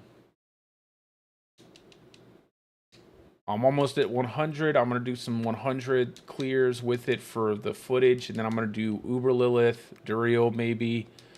If I have the mats for Duriel. I might not do Duriel. I might do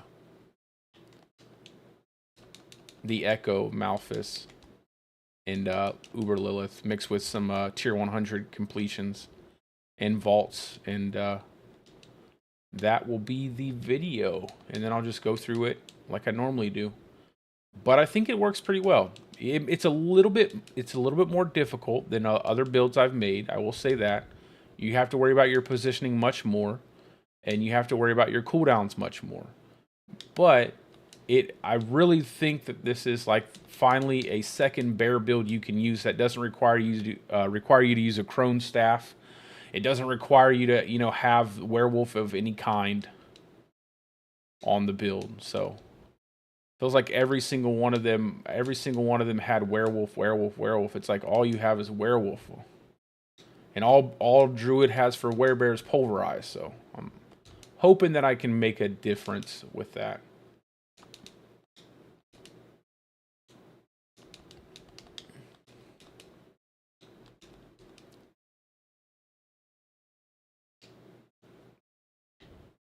I'm just not sure how I want to set up certain glyphs, so I'm waiting on my 100 to really kind of look at my Paragon board, test some of the glyphs, see what I think is the best glyph setup.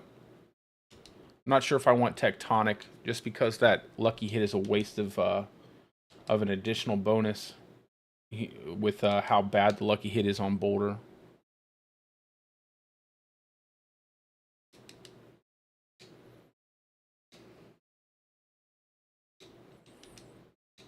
I don't know why they made the lucky hit on Boulder 4%. Like that's crazy to me.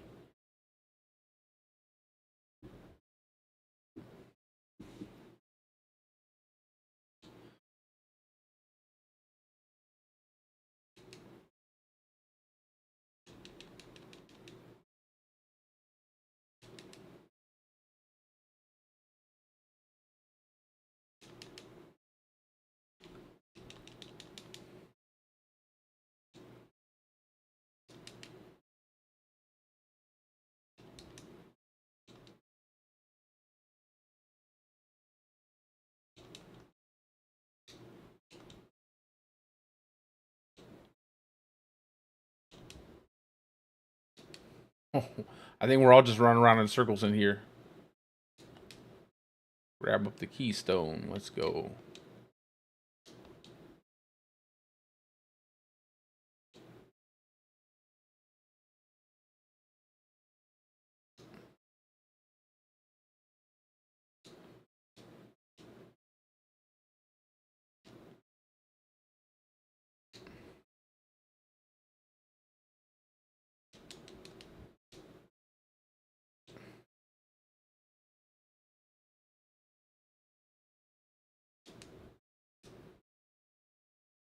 I, lo- I love how they just start whirling all over the place.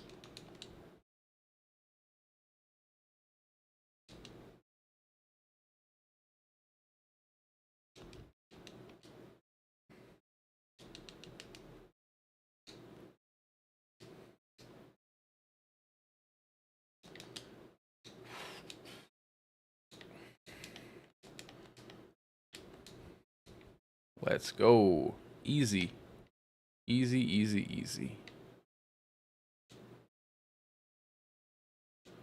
We'll do Undaunted.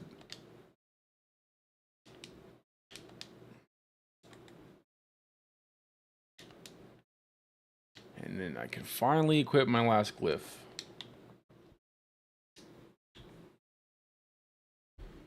Just 2 more levels. 2 more levels.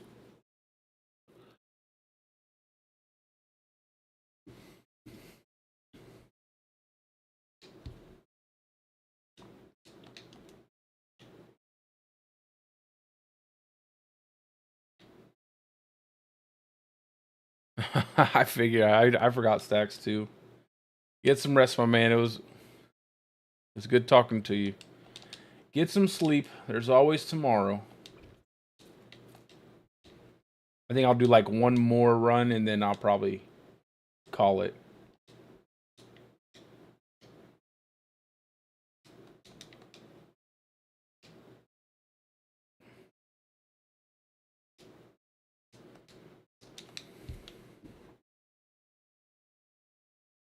Basically, you're absolutely correct, Zab. Bouldercane Bear is basically the ghetto version of a ball lightning sork. That is a perfect way to put it. That's exactly what it's like. It is incredibly. It is exactly that. It is that. It is that, and maybe a little bit, just a little more. But yeah, basically that. Season 2, they really wanted that whirling mechanic. They had said, "Oh, you know it's going to be cool. More stuff whirling around people. More whirling stuff. Let's go. Whirly, whirly."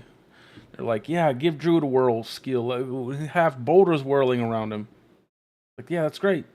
Let's make sure it costs like 50 spirit to cast.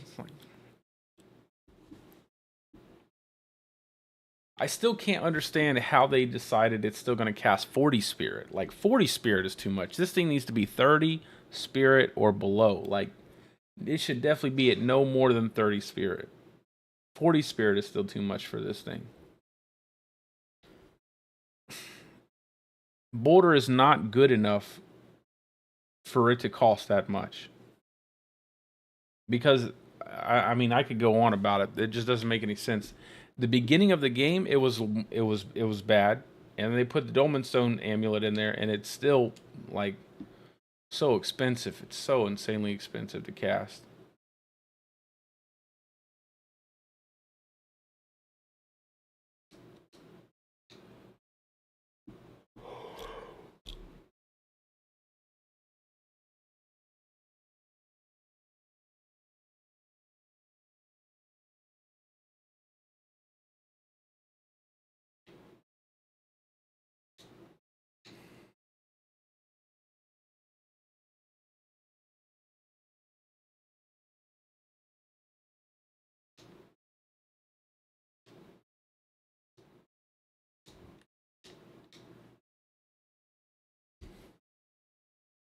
Just let me know when you guys are ready.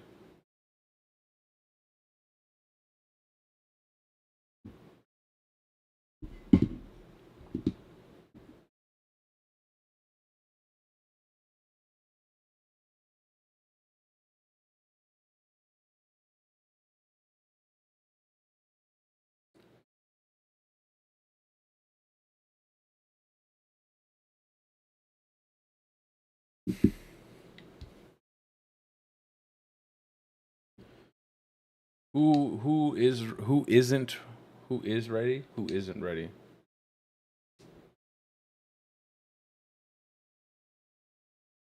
Did you fall? Oh, okay. I was like, did he fall asleep?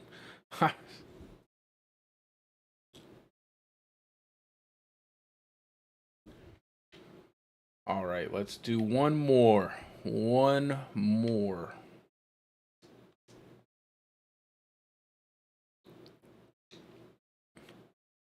And then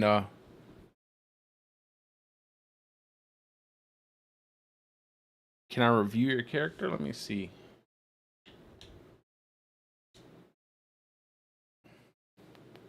What specifically are you?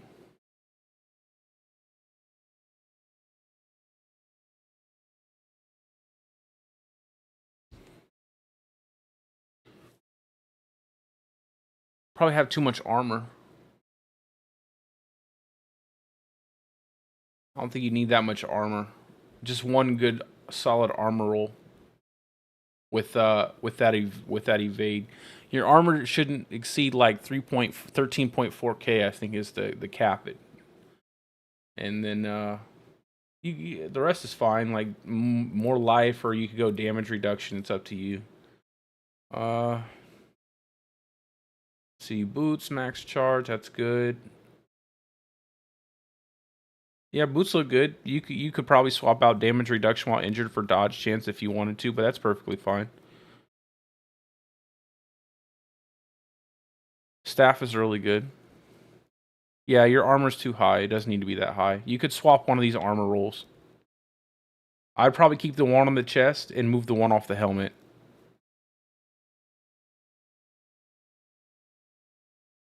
Yeah, that chest armor slot is really high. You could probably get like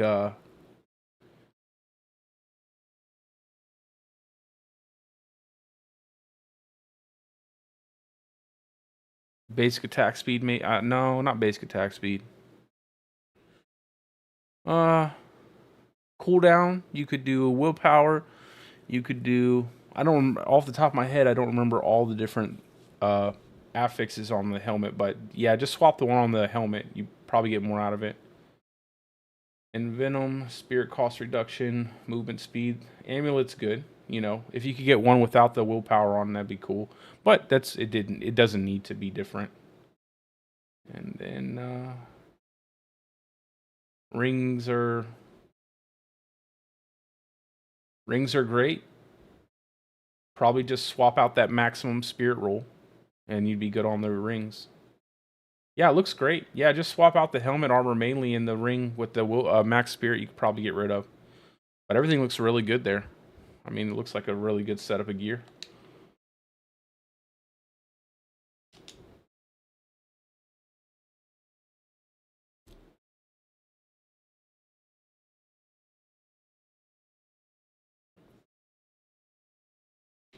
I wouldn't say there's many things you could adjust there with that gear, except for like when you start getting uber uniques. When you start getting uber uniques, then there'll be more stuff for you to play around with. All right, once you get that Shaco, get that Ring of Starless Skies, you'll be smashing through stuff. You just have to. Yeah, I love all stats too. I'm a big fan of all stats.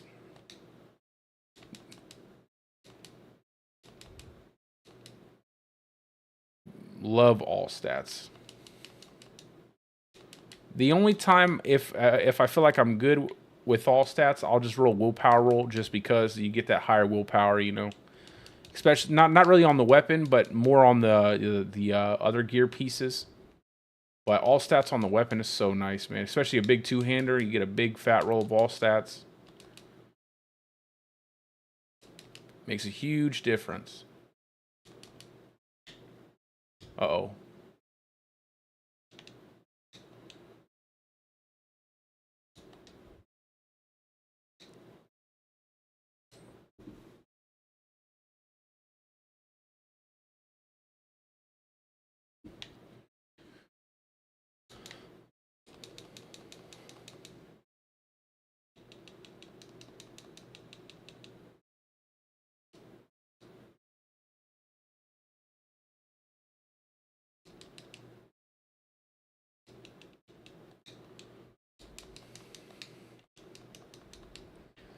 Dang, I got no proc off of my Nature's Fury there. That one kind of sucked. I love the tornado cast you get with Boulder. It looks so cool. You just get this hurricane, Boulder, tornado thing going. It looks crazy.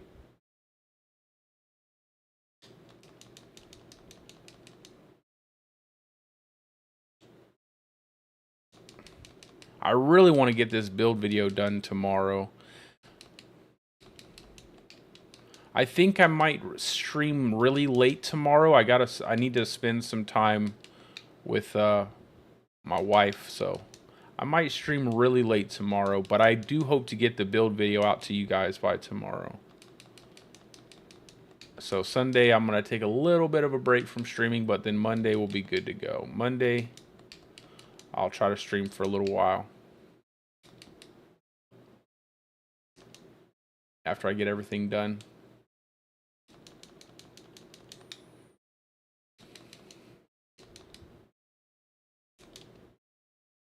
And like I always say, no matter whether you're a sub or not, you're always welcome to join my parties. You're always welcome to level. You know, I just want everybody to have a good time.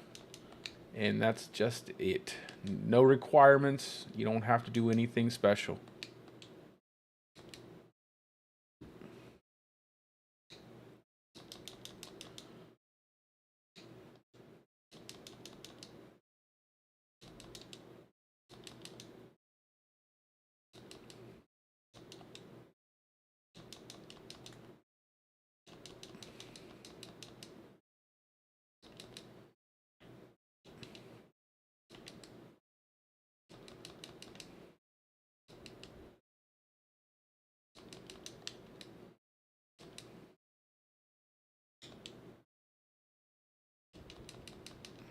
Let's go, crank it up. Man, in Season 2, when you have that Ravenous, man, you could really start throwing out boulders super fast. You could bug out the game.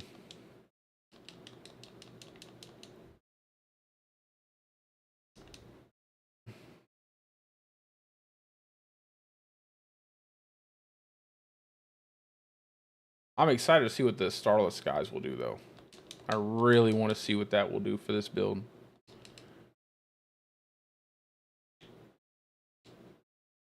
I hope whatever they plan to do with the Uber Uniques, it's not crazy. I hope it's like 1-for-1 or maybe 2-for-1 of whatever Uber Unique you want. That'd be nice. I hope they don't make it crazy like 4-for-1 or something like that.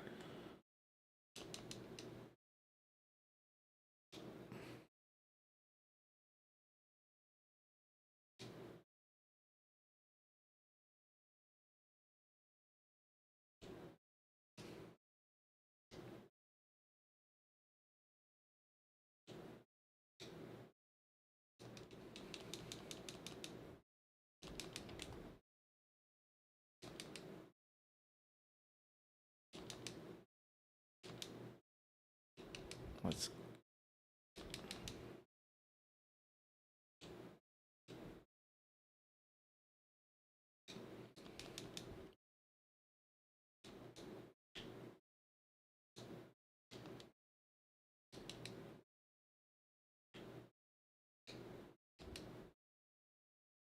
go, go, go.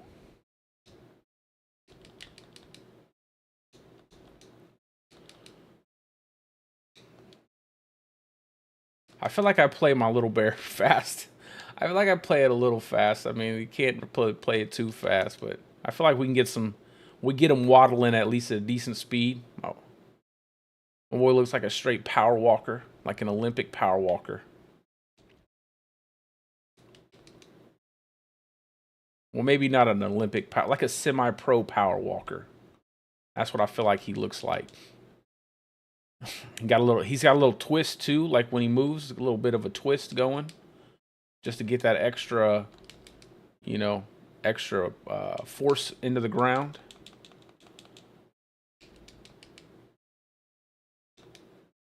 His little mini legs.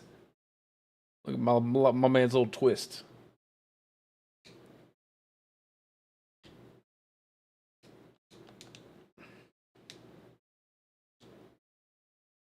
bear legs are not that small.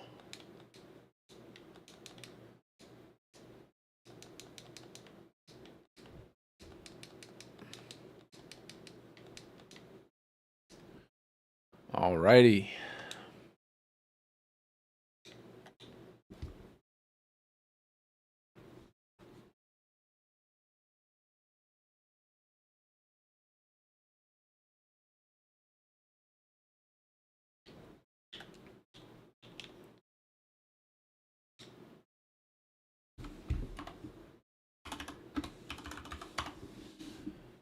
Alrighty, guys, that's going to be it for the stream for now. Like I said, I'll probably be back on tomorrow for a small amount of time, maybe late in the evening. I do hope to have this build done by tomorrow and the video out by tomorrow. If not tomorrow, it'll be Monday. But I appreciate all of you guys for stopping by the stream. Like I said, my battle tag's down in the description of the stream and all of my videos. So if you're ever looking to catch a little bit of time, I'm down to help anybody level or do whatever you guys need to do. But with all that being said, I hope you guys are having a great day or a great night, depending on wherever you're from. And peace out, guys. I will see you tomorrow. GG's.